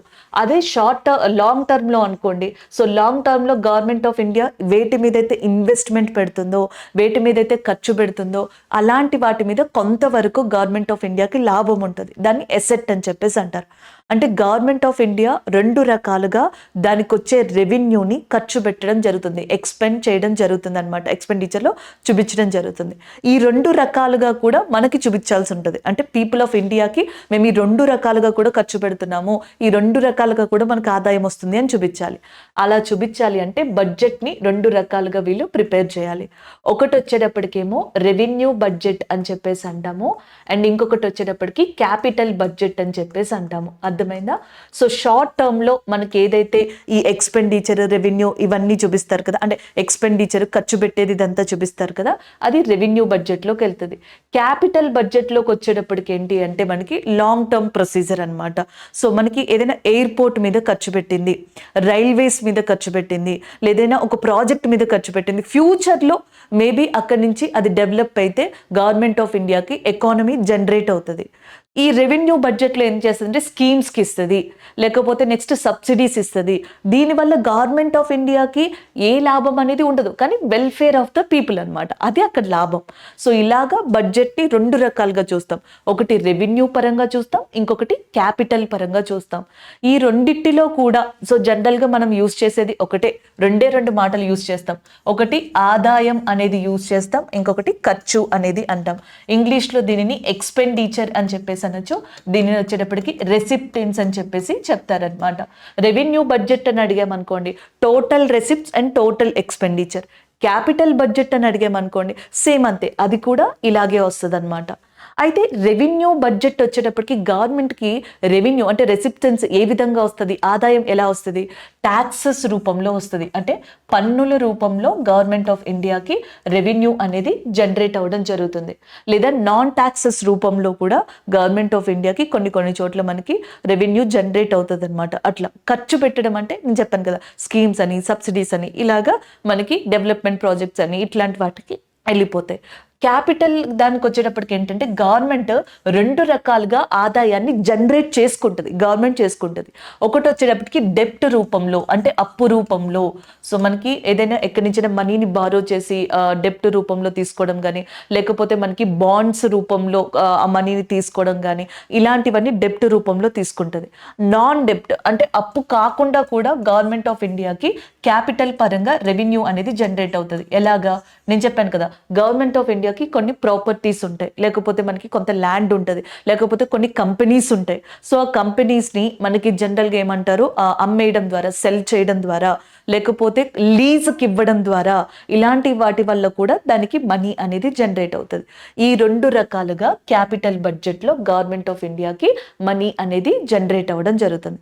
ఖర్చు పెట్టడం, ఒకవేళ అది ఎక్స్పెండిచర్ పెట్టాల్సి ఉంటే నేను చెప్పాను కదా, సో మనకి లాంగ్ టర్మ్ ప్రాజెక్ట్స్ ఏవైతే ఉంటాయో, సో లేకపోతే ఇన్వెస్ట్మెంట్ ప్రాజెక్ట్స్ ఏవైతే ఉంటాయో, ఇలాంటి వాటన్నిటిలో కూడా అది ఎక్స్పెండిచర్ని పెట్టడం జరుగుతుంది. ఈ టోటల్ని, సో మొత్తం వీటన్నిటినీ కూడా మనకి బడ్జెట్ రూపంలో చూపిస్తారనమాట. సో అది రెవెన్యూ బడ్జెట్, క్యాపిటల్ బడ్జెట్ అని చెప్పేసి అంటారు. ఇప్పుడు మీకు అర్థమైందా కదా. సో టోటల్ బడ్జెట్ డెఫిషియట్ అంటే మొత్తం ఇదంతా వస్తుంది అనమాట. ఇందులో వచ్చింది only revenue budget deficit, revenue lot అంటే ఇది, క్యాపిటల్ బడ్జెట్ డెఫిషియట్ అంటే ఇది వస్తుంది. అలాగా ఒక్కొక్క దాని గురించి మనం మాట్లాడడం జరుగుతుంది. Is it clear? I hope మీకు ఈ ఇంట్రడక్షన్ అర్థమైంది అనుకుంటాను, పదాలు మీకు అలవాటు అయి ఉంటాయి అనుకుంటున్నాను. సో ఒకసారి చూడండి. సో మనకి మ్యాప్ చూస్తే మైండ్ మ్యాప్ లాంటిది ఇలా ఉంటుంది. సో జనరల్గా గవర్నమెంట్ బడ్జెట్ రెండు రకాలుగా ప్రిపేర్ చేస్తుంది. ఒకటి రెవెన్యూ, రెండు క్యాపిటల్. సో రెవెన్యూ వచ్చేటప్పటికి ఇలా ఉంటుంది, క్యాపిటల్ వచ్చేటప్పటికి ఇలా ఉంటుంది.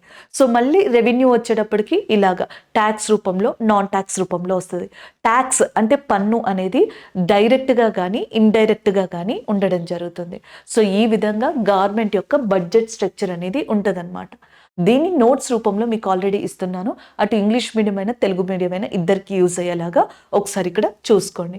సో బడ్జెట్ విషయానికి వచ్చేటప్పటికి మీరు ఏం గుర్తుపెట్టుకుంటారు?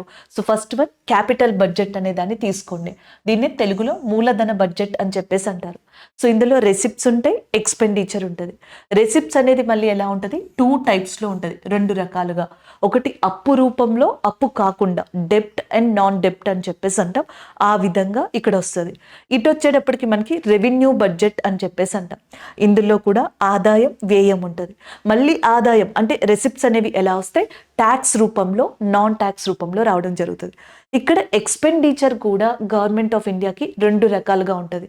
ఒకటి ప్లాన్డ్ ఎక్స్పెండిచర్ అంటాం, రెండోది అన్ప్లాన్డ్ ఎక్స్పెండిచర్ అంటాం. ఒకటి ప్లాన్డ్ ఎక్స్పెండిచర్, రెండోది అన్ప్లాన్డ్ ఎక్స్పెండిచర్ అంటాం. ప్లాన్డ్ ఎక్స్పెండిచర్ అంటే ఇప్పుడు మనకి చెప్పి చేస్తున్నారే ఇవన్నీ, ఈ స్కీమ్స్కి ఇంత, ఈ మినిస్ట్రీకి ఎంత, ఈ ప్రాజెక్ట్ ఇది అని చెప్పి అదంతా.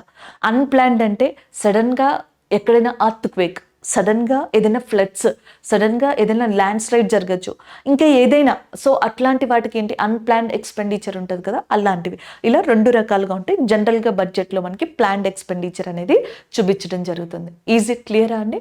సో ఇది మీరు గుర్తుపెట్టుకోవాల్సిన మెయిన్ అంశం ఇందులో. అండ్ ద నెక్స్ట్ వచ్చేటప్పటికి ఇక్కడ చూడండి, ఇక్కడ నేను మీకు ఈజీగా ఉండడానికి రాశాను. రెవెన్యూ బడ్జెట్కి, క్యాపిటల్ బడ్జెట్కి సాధారణంగా డిఫరెన్స్ ఎలా గుర్తుపడతారంటే, ఇదేం డెఫినేషన్ కాదు, జస్ట్ గుర్తు పెట్టుకోవడానికి ఒక ట్రిక్ లాంటిది అనుకోండి. సో రెవెన్యూ బడ్జెట్ అంటే మీకు షార్ట్ టర్మ్ అంటే లెస్ దెన్ 1 ఇయర్ లేదా 1 ఇయర్ అనేది గుర్తుండాలి.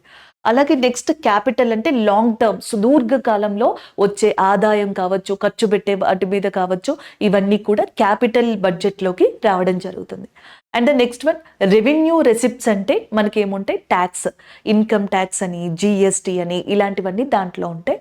And the next one non tax, పన్నుయేతర. క్యాపిటల్ రెసిప్ట్స్ నేను చెప్పాను కదా, డెప్ట్ రూపంలో, అప్పు రూపంలో గవర్నమెంట్ సెక్యూరిటీస్ అని, ట్రెజరీ బిల్స్ అని, ఇలాంటివి. ఈ రెండు ఒకటే, గవర్నమెంట్ సెక్యూరిటీస్, ట్రెజరీ బిల్స్ ఒకటే.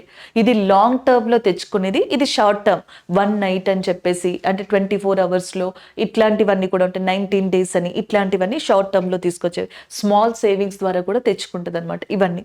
నాన్ డెబిట్లో అంటే ఇంట్రెస్ట్ రూపంలో రావచ్చు, డిస్ఇన్వెస్ట్మెంట్ అంటే ఏదైనా ప్రాపర్టీస్, ఆస్తుల్ని అమ్మి కూడా మనకి సెల్ చేసి తీసుకోవచ్చు, లీజ్కి ఇచ్చి తీసుకోవచ్చు. అలాగే పిఎస్యూస్, పబ్లిక్ సెక్టార్ కంపెనీస్, ఇప్పుడు బిఎస్ఎన్ఎల్ కావచ్చు, వైజాగ్ స్టీల్ ప్లాంట్ కావచ్చు, అర్థమవుతుంది కదా. సో వీటన్నిటి రూపంలో వాటిని లీజ్కి ఇవ్వడం కానీ, వాటిని సెల్ చేయడం కానీ, సో అట్లా వాటిని మార్చడం ద్వారా కానీ, ఇట్లాంటి వాటి ద్వారా సో నాన్ డెప్ట్ రూపంలో కూడా క్యాపిటల్ రెసిప్ట్స్లో మనకి ఆదాయం వచ్చే ఛాన్స్ ఉంటుంది. ఇదంతా ఆదాయం ఎలా వస్తుంది గవర్నమెంట్కి అనేది ప్రొసీజర్. ఆదాయం ఎలా వెళ్ళిపోతుంది, గవర్నమెంట్ యొక్క మనీ ఎలా వెళ్తుంది అనేది చూడండి. 2 రకాలుగా, ఎయిదర్ క్యాపిటల్ ఎయిదర్ రెవెన్యూగా వెళ్తుంది.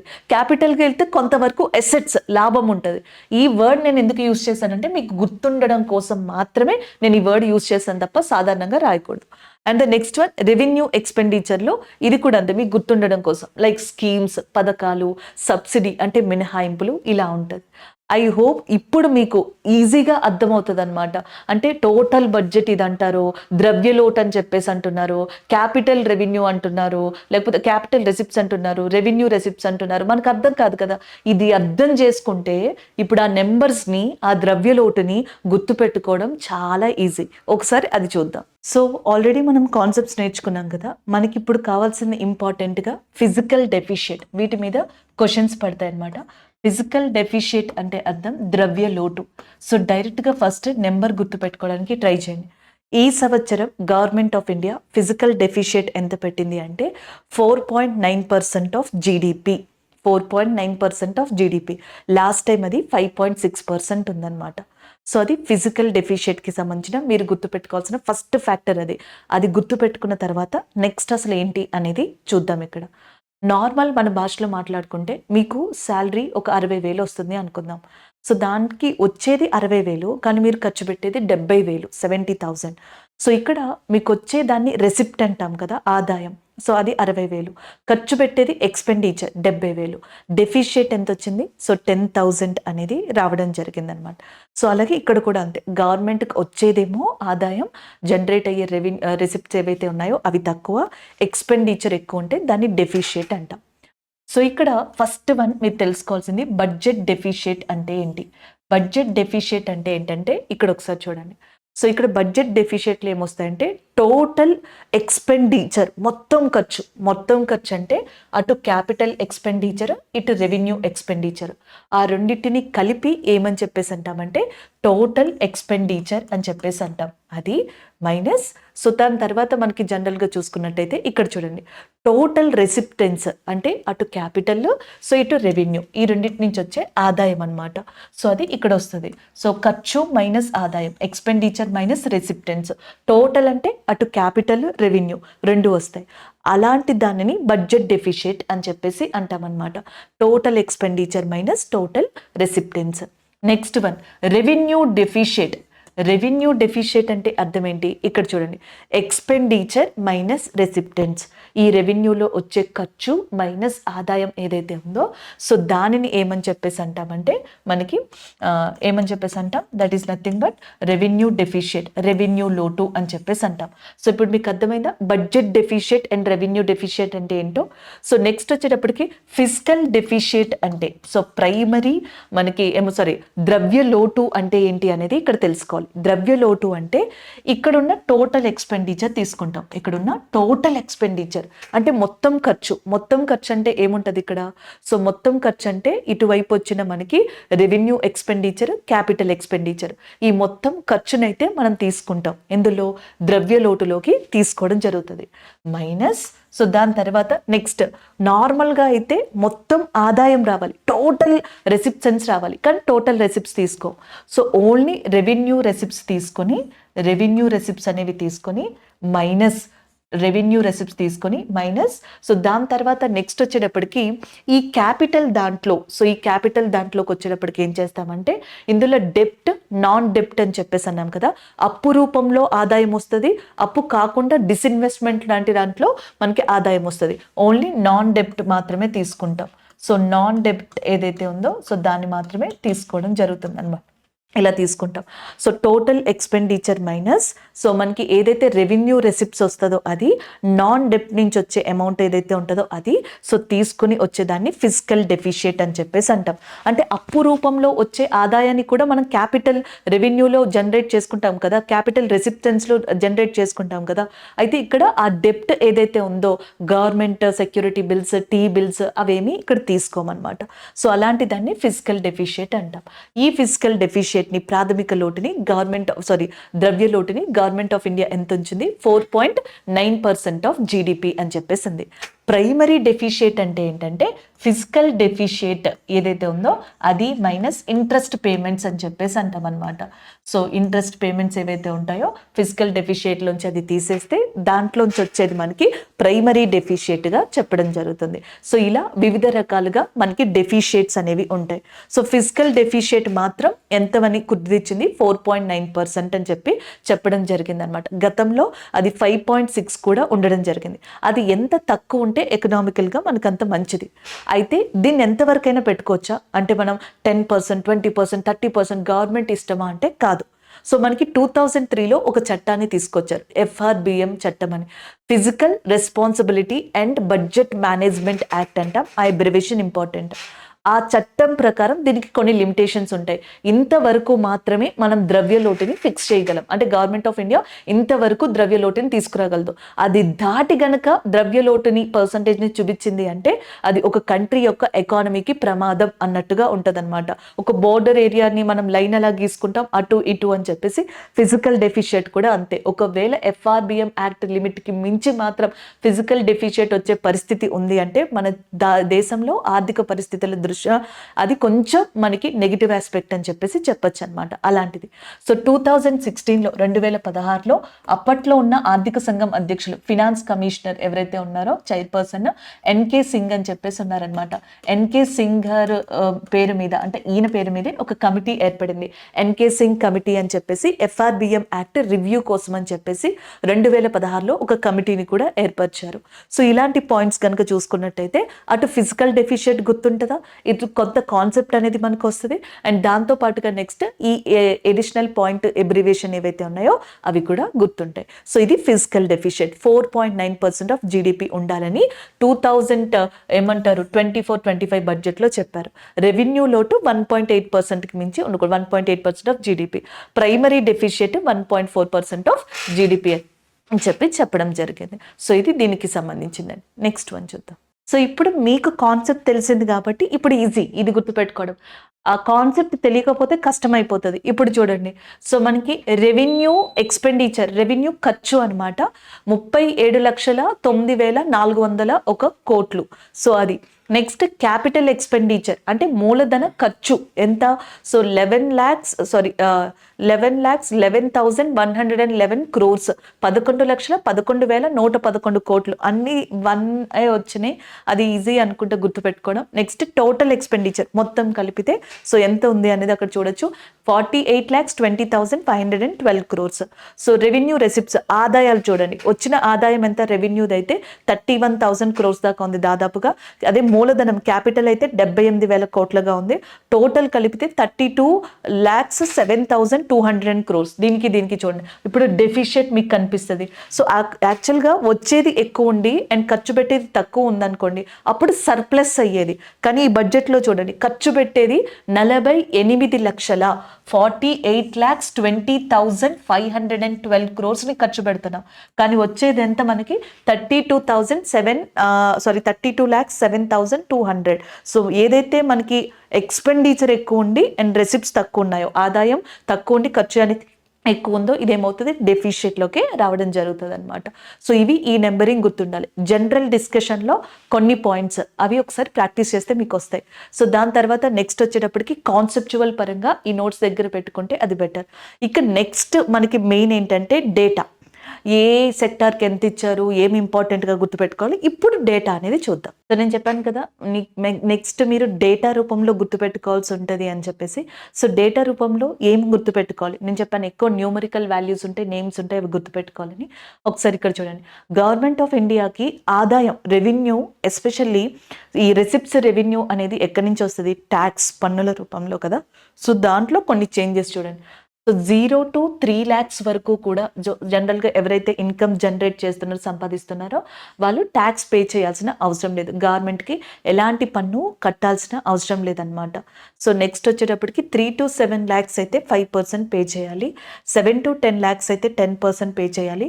వాళ్ళ యొక్క వార్షిక ఆదాయం యాన్యువల్ ఇన్కమ్ 10 to 12 lakhs మధ్యలో ఉంటే 15%, 12 to 15 మధ్యలో ఉంటే 20%, గ్రేటర్ దెన్ 15 lakhs అయితే 30%. అదే ఎవరైనా ఫ్యామిలీ పెన్షన్ తీసుకుంటున్నారు అనుకోండి, సో ఇది వరకు వాళ్ళు యాన్యువల్గా 15,000 వరకు కూడా మనకి ట్యాక్స్ పే చేయాల్సి ఉండేది, అది 25,000 చేశారనమాట. అది ఒకటి. And next one, salaried employees ఎవరైతే ఉంటారో వాళ్ళకి స్టాండర్డ్ డిడక్షన్, అంటే ఒక కంప్లీట్ ఫినాన్షియల్ ఇయర్లో ఇంత అమౌంట్ అని చెప్పేసి పన్నుగా తీయడం జరుగుతుంది. అది వాళ్ళకి 50,000 నుంచి 75,000 చేశారు. సో ఇది అక్కడ పక్కన పెడితే, ఇదేంటంటే మనకి ఎలాంటి విధంగానైనా ఒక సంవత్సర కాలంలో ఆదాయాన్ని కనుక సంపాదిస్తే సో దీనికి ఇంత ట్యాక్స్ అనేది పే చేయాల్సి ఉంటుంది. అలా కాకుండా ఫ్యామిలీ పెన్షన్స్ రూపంలో కానీ శాలరీడ్ ఎంప్లాయీస్గా కానీ అయితే సో ఇలా పే చేయాల్సి ఉంటుంది. సో ఫస్ట్ స్లైడ్ ఇది, మీరు డేటా రూపం, నేను డేటా అనాలిసిస్ అన్నాను కదా, సో దాంట్లో ఫస్ట్ ఇది గుర్తుపెట్టుకోవాలి. ఇక్కడ నుంచి క్వశ్చన్స్ అడుగుతారు, మ్యాక్సిమం నుంచి క్వశ్చన్స్ అడగచ్చు. అసలు నిల్ ఉంది చూసారా, దీని నుంచి కూడా క్వశ్చన్స్ అడగచ్చు. ఎక్కువ మంది ఇండియాలో మోర్ ప్రాబబ్లీ ఎక్కువగా ఈ 3 to 7 lakhs మధ్యలో ఎర్న్ చేసే వాళ్ళు చాలా మంది ఉంటారు. సో కాబట్టి ఈ 3 నెంబర్స్ మాత్రం ఖచ్చితంగా గుర్తుండాల్సిన అవకాశం ఉందన్నమాట, అది చూసుకోవాలి. సో నెక్స్ట్ స్లైడ్ చూద్దాం. సో ఇంకొక ట్యాక్స్ వచ్చేటప్పటికి ఏంటంటే మనకి కస్టమ్స్ డ్యూటీ అనమాట. సో కస్టమ్స్ డ్యూటీ మీద కూడా మనకి ట్యాక్సెస్ ఏవైతే ఉంటాయో కొంతవరకు మనకి చేంజెస్ అనేవి తీసుకొచ్చారు. సో ఇక్కడ జనరల్గా చూడొచ్చు, 3 more క్యాన్సర్ మెడిసిన్స్ ఏవైతే ఉంటాయో సో వాటికి సంబంధించి కస్టమ్ డ్యూటీస్ ఉంటాయి కదా, సో వాటిని ఫుల్గా మనకి నలిఫై చేశారనమాట. Fully exempted 3 more cancer medicines from custom duties అనేది మనకి ఇక్కడ మెయిన్ ఇంపార్టెంట్గా చెప్పొచ్చు. సో దీనివల్ల ఏంటంటే ఎఫోర్డబుల్ మెడిసిన్స్ ఏవైతే ఉన్నాయో సో అవి మనకు ఎక్కువగా బెనిఫిషియరీ లబ్ధి పొందే అవకాశం ఉంటుంది. ఈవెన్ మొబైల్ ఇండస్ట్రీలో కూడా కస్టమ్ డ్యూటీస్ ఏవైతే ఉంటాయో 15% వరకు కూడా తగ్గించడం జరుగుతుంది. సో దానివల్ల అది కూడా లాభం ఉంటుంది. అసలు ఈ ట్యాక్సెస్ అనేవి మనకి ఈ స్లాబ్స్ ఏవైతే ఉన్నాయో చిన్నగా చేంజ్ అవ్వడం వల్ల, అంటే గవర్నమెంట్కి మనం చెల్లించే పన్నులు, అది ఇన్కమ్ ట్యాక్స్ రూపంలో కావచ్చు, లేదా ఏదైనా వస్తువు కొని కస్టమ్స్ రూపంలో కావచ్చు, సర్వీసెస్ ద్వారా కావచ్చు, ఏదైతే పే చేసేది ఉందో సో దాంట్లో కొన్ని పెంచడం కొన్ని తగ్గించడం ద్వారా సో గవర్నమెంట్ ఆఫ్ ఇండియాలో సో లేకపోతే మన ఇండియన్ కంట్రీలో కొన్ని ఫీల్డ్స్ లాభపడతాయి, కొన్ని ఫీల్డ్స్ నష్టపోతాయి. ఆ లాభపడేవి అండ్ నష్టపోయేవి మనం గుర్తుపెట్టుకోవాలి. ఒకసారి ఆ లిస్ట్ చూద్దాం. సో బెనిఫిషరీస్ ఇలా ఉంటాయి. మెడిసిన్స్, నేను మీకు ఇందాక ఒక స్లైడ్ చూపించాను కదా, సో మనకి క్యాన్సర్ మెడిసిన్స్ 3 మెడిసిన్స్ మీద ఫుల్గా కస్టమ్ డ్యూటీస్ అనే దాన్ని ఎగ్జంప్షన్ ఇవ్వడం జరిగింది. మొబైల్ ఇండస్ట్రీలో మనకి బేసిక్ కస్టమ్ డ్యూటీ BCD అనేది సో మనకి టోటల్గా మొబైల్స్ మీద 15% వరకు తగ్గించడం జరిగింది. నెక్స్ట్ వన్, డొమెస్టిక్ వాల్యూ ఎడిషన్లో గోల్డ్కి 6% ఎగ్జంప్షన్ ఇచ్చారు, ప్లాటినంకి 6.4%. నెక్స్ట్ వచ్చేటప్పటికి మెరైన్ ఎక్స్పోర్ట్స్, అంటే మత్స్య రంగానికి సంబంధించినవి, ఫిష్ కావచ్చు, ఫిష్ ఫీడ్ కావచ్చు, ఇవన్నీ కూడా. సపోర్ట్ ఎనర్జీ ట్రాన్సాక్షన్స్, అంటే సోలార్ సెల్స్ ఉంటాయి చూసారా, ప్యానెల్స్ అలాంటివి. స్ట్రాటజిక్ సెక్టార్లో 25 క్రిటికల్ మినరల్స్కి కస్టమ్ డ్యూటీస్కి సంబంధించి కొన్ని చేంజెస్ చేశారు. క్రిటికల్ మినరల్స్ అంటే ముఖ్యంగా మనకి ఇట్లానే సోలార్ ప్యానెల్స్ లాంటివి కావచ్చు, లేకపోతే అట్లాంటి సెమీ కండక్టర్కి సంబంధించిన ఏమంటారు సిస్టమ్స్ కావచ్చు, వాటిని డెవలప్ చేయడానికి, like lithium, cobalt, earthen metals, వీటన్నిటిని క్రిటికల్ మినరల్స్ అంటాం. సో వీటన్నిటికీ కూడా మనకి కస్టమ్ డ్యూటీస్లో కొంత చేంజెస్ని, ఎగ్జంప్షన్ని తీసుకొచ్చారు. ఇవన్నీ కూడా ఇప్పుడు ప్రజెంట్ బెనిఫిషరీస్గా ఉన్న ఏమంటారు మెయిన్ ఫీల్డ్స్గా చెప్పొచ్చు అనమాట. అంటే బడ్జెట్ని ప్రవేశపెట్టినప్పుడు లాస్ట్ టైం కన్నా దీంట్లో కొన్ని ట్యాక్స్ మినహాయింపులు లేదా ఎగ్జంప్షన్స్ లేకపోతే కొన్నిటికి కంప్లీట్గా మినహాయింపు అనేది ఇవ్వడం వల్ల సో ఈ ఫీల్డ్స్లో మనకి ఏంటంటే ఎక్కువగా ఏమంటారు ఎకానమీ అనేది మనకి యాక్టివ్గా జరగడం కావచ్చు, దానివల్ల డెవలప్మెంట్ అనేది రావడం కావచ్చు, ఇవన్నీ జరుగుతాయి. ఇవి బెనిఫిషరీస్, ఇవి గుర్తుపెట్టుకోవాలి. సో ఇంకొకటి మీరు గుర్తుపెట్టుకోవాల్సిన డేటాలో బడ్జెట్ థీమ్ అన్నమాట. సో ఇందాకలా మనం చూసింది ఏంటంటే బడ్జెట్ యొక్క మెయిన్ గోల్ అది. సో అది ప్రయారిటీ దేనికి ఇచ్చారు అంటే 4 డిఫరెంట్ కైండ్ ఆఫ్ ఫీల్డ్, అంటే 4 సెక్టార్స్ ఏవైతే ఉన్నాయో ఇంపార్టెంట్ గ్రూప్ ఆఫ్ పీపుల్ ఎవరైతే ఉన్నారో ఆ నలుగురికి ఇచ్చారనమాట, 4 వర్గాలు అన్నట్టు. ఇక్కడ వచ్చేటప్పటికి ఏంటంటే మనకి డిఫరెంట్ ఆస్పెక్ట్స్ ఆఫ్ ఫీల్డ్స్గా చెప్పొచ్చు అనమాట. ఒకటి employment, 2 skilling, MSME, middle class. ఈ యూనియన్ బడ్జెట్లో మెయిన్గా లేదా వికాసిత్ భారత్లో మెయిన్గా సో వాళ్ళు టార్గెట్గా పెట్టుకుంది ఎంప్లాయ్మెంట్ అనేదాన్ని, స్కిల్లింగ్ అనేదాన్ని, ఎంఎస్ఎంఈ, మిడిల్ క్లాస్. ఎస్పెషల్లీ ఎంఎస్ఎంఈలో మీరు చూడొచ్చు. సో ఏదైతే ఎంఎస్ఎంఈనే మెయిన్ టార్గెట్గా ఒక ముద్రా యోజన అనే దాన్ని తీసుకొచ్చారు. దాంట్లో ఇప్పుడు తరుణ్ ఏదైతే ఒక లోన్ కేటగిరీ ఉందో దాన్ని 10 lakhs నుంచి 20 lakhs దాకా కూడా ఇంక్రీజ్ చేయడం జరిగింది. సో మనకి జనరల్గా ముద్రా యోజనలో ఈ శిశు, కిషోర్, తరుణ్ అని చెప్పేసి ఉంటాయి. శిశులో 50,000 వరకు లోన్ ఇవ్వడం జరుగుతుంది, అలాగే కిషోర్లో 5 lakhs వరకు అండ్ తరుణ్లో 10 lakhs వరకు. ఆ 10 lakhsని 20 lakhs చేశారు. లైక్ ఎంఎస్ఎంఈ దగ్గర ఉద్యమ్ పోర్టల్ అనే దాన్ని ఒకదాన్ని తీసుకురావడం జరిగింది. సో ఇట్లాంటివన్నీ కూడా చాలా ఉన్నాయి. ఇవన్నీ కూడా వాళ్ళు ప్రయారిటీ ఇస్తున్నారు. ఇవి కాకుండా సో మనకి ఈ థీమ్ కాకుండా మీరు జనరల్గా చూడొచ్చు. సో యూనియన్ బడ్జెట్లో మెయిన్ ప్రయారిటీ ఏరియాస్ అక్కడ 4 గ్రూప్ ఆఫ్ పీపుల్ అనమాట జ్ఞాన్ అనేది. సో దాని తర్వాత మెయిన్గా యూనియన్ బడ్జెట్ అంతా ఆ 4 ఏవైతే ఉన్నాయో middle class, MSME, skill, employment మీద బేస్ అయ్యి ఉంది. అవి కాకుండా మెయిన్ ఓరియంటేషన్ వాళ్ళు ఏ ఫీల్డ్స్కి ఇచ్చారంటే ఒకటి ప్రొడక్టివిటీ ఇన్ అగ్రికల్చర్ అనే దానికి ఇచ్చారు, అండ్ ఎనర్జీ సెక్యూరిటీ, సోలార్కి సంబంధించి కావచ్చు, ఇలాంటి వాటికి. ఇన్ఫ్రాస్ట్రక్చర్ మీరు చూడొచ్చు, రోడ్స్ అండ్ ట్రాన్స్పోర్టేషన్లోనే మనకి మెయిన్గా దాన్ని కనిపించడం జరుగుతుంది. ఎంప్లాయ్మెంట్ అండ్ స్కిల్లింగ్ అనే దాంట్లో ఇచ్చారు. Urban development, innovation and R&D, social justice, manufacturing services, next generation reforms. Next generation reforms అంటే ఆల్రెడీ మీకు తెలుసు. సో ఆల్రెడీ వికాసిత్ భారత్లో ఈ 9 థీమ్స్ కూడా ఇన్ టర్మ్ బడ్జెట్ వచ్చినప్పుడే మనకి కంప్లీట్గా దీనికి సంబంధించిన కొంత ఇన్ఫర్మేషన్ అనేది రావడం జరిగింది. సో దాన్ని ఇక్కడ ఒకసారి మళ్ళీ మీకు గుర్తు చేయడం జరుగుతుంది అనమాట. సో థీమ్లో టోటల్గా 9 ఫీల్డ్స్ ఉన్నాయి. ఈ 9 ఫీల్డ్స్కి ప్రయారిటీ అనేది ఇవ్వడం జరిగింది. అక్కడ 4 గ్రూప్ ఆఫ్ పీపుల్, ఇవి 9 డిఫరెంట్ కైండ్ ఆఫ్ ఏరియాస్ అనమాట యూనియన్ బడ్జెట్ ఫోకస్ చేసింది అని చెప్పేసి అంటున్నారు. ఈ 9 కూడా నెంబర్ అయినా గుర్తుపెట్టుకోవాలి. అట్లీస్ట్ ఇవి మీకు గుర్తుండకపోతే నెంబర్నైనా గుర్తుపెట్టుకోవడానికి ట్రై చేయాలి. కొన్ని హిస్టారికల్ బ్యాక్గ్రౌండ్ పాయింట్స్ కూడా చూద్దాం. అంటే క్వశ్చన్స్ అడిగితే జనరల్ డిస్కషన్ అని, లేకపోతే డేటా అని, లేకపోతే కాన్సెప్చువల్ అడగచ్చు, లేదా బడ్జెట్ బ్యాక్గ్రౌండ్ నుంచి కూడా అడగచ్చు. సో ఫస్ట్ మనకి బడ్జెట్ అనే దాన్ని వ్యాలిట్ లేదా బోగొట్టే అనే వర్డ్ ఏదైతే ఉందో సో దాని నుంచి తీసుకురావడం జరిగింది, అది ఒకటి గుర్తుపెట్టుకోవాలి. అలాగే నెక్స్ట్ జేమ్స్ విల్సన్ ఎవరైతే ఉన్నారో సో ఆయన ఫస్ట్ బడ్జెట్ని April 7th, 1816 ప్రవేశపెట్టడం జరిగింది. అది ఇంకొక important. And the next one R K Shanmukham Chetty. అసలు మనకి ఇండియాలో బడ్జెట్ని ప్రవేశపెట్టింది ఫస్ట్ జేమ్స్ విల్సన్నే. కాకపోతే ఇండియాకి ఇండిపెండెన్స్ వచ్చిన తర్వాత మనకి బడ్జెట్ని ప్రవేశపెట్టిన వ్యక్తి అది షణ్ముఖం శెట్టి గారు. కానీ జనరల్గా ఫుల్ ఫ్లెడ్జ్డ్ బడ్జెట్ని అండ్ ఫస్ట్ రైల్వే బడ్జెట్ని కూడా ప్రవేశపెట్టింది జాన్ మథై గారు. రైల్వే బడ్జెట్ సెపరేట్గా రావాలి అని సూచించిన కమిటీ యాక్వర్త్ కమిటీ 1924లో అది సూచించడం జరిగిందనమాట. Is it clear? ఓకేనా. నెక్స్ట్ అసలు first female prime minister Indira Gandhi గారు, ఫస్ట్ ఫీమేల్ ఫినాన్స్ మినిస్టర్గా కూడా బడ్జెట్ని ప్రవేశపెట్టింది ఇందిరాగాంధీ గారే. అలాగే ఎక్కువ సార్లు బడ్జెట్ ప్రవేశపెట్టింది మొరార్జీ దేశాయ్ గారు, 10 times అనమాట. 1959 to 63లో, 67 to 69 మధ్యలో ప్రవేశపెట్టారు. మన్మోహన్ సింగ్ గారు బడ్జెట్ని మాట్లాడినప్పుడు ఎక్కువ పదాలను యూజ్ చేశారు. దాదాపుగా మనకి 14,000 వర్డ్స్కి పైగా ఆయన యూజ్ చేయడం జరిగింది అనమాట. ఇంకా ఎక్కువే యూజ్ చేశారు. ఈయన 5 సార్లు బడ్జెట్ని ప్రవేశపెట్టారు. తక్కువ పదాలని, దాదాపుగా 800 పదాలని తన బడ్జెట్లో యూజ్ చేసిన వ్యక్తి హీరూభాయ్ ఎం పటేల్గా చెప్పొచ్చు అనమాట. Very few words. And the next one Nirmala Sitharaman గారు. సో దాదాపుగా 2 hours 42 minutes వరకు కూడా లాంగెస్ట్ బడ్జెట్ స్పీచ్ ఇచ్చిన ఫినాన్స్ మినిస్టర్ నిర్మలా సీతారామన్ గారు ఉన్నారు. ఇన్ టర్మ్ బడ్జెట్లో ఆమె 60 మినిట్స్లో బడ్జెట్ ప్రసంగాన్ని ముగించారనమాట. నెక్స్ట్ వన్ బ్లాక్ బడ్జెట్ అని ఇందిరాగాంధీ గారి కాలంలో ప్రవేశపెట్టిన 1973 బడ్జెట్ని అంటాం. అప్పుడు డెఫిషియట్ 500 కోట్లు చూపించింది. అలాగే నెక్స్ట్ డ్రీమ్ బడ్జెట్ అని 1997ని పిలవడం జరుగుతుంది. ఇక్కడ కార్పొరేట్ ట్యాక్స్ అని ఎకనామిక్ రిఫార్మ్స్కి సంబంధించిన కారిడార్ ప్రాజెక్ట్స్ ఇవన్నీ కూడా ఈ బడ్జెట్లో ఇంట్రడ్యూస్ చేయడం జరిగింది. యశ్వంత్ సిన్హా గారు ఫినాన్స్ మినిస్టర్గా ఉన్నప్పుడు ఐటీ సెక్టార్లో ఇంకా బూస్టప్ ఇచ్చేందుకు ఎక్కువ ప్రాధాన్యం ఇచ్చిన బడ్జెట్ 2000 ఇయర్లో. ఆ బడ్జెట్ని మిలీనియం బడ్జెట్ అని చెప్పేసి పిలుస్తారు.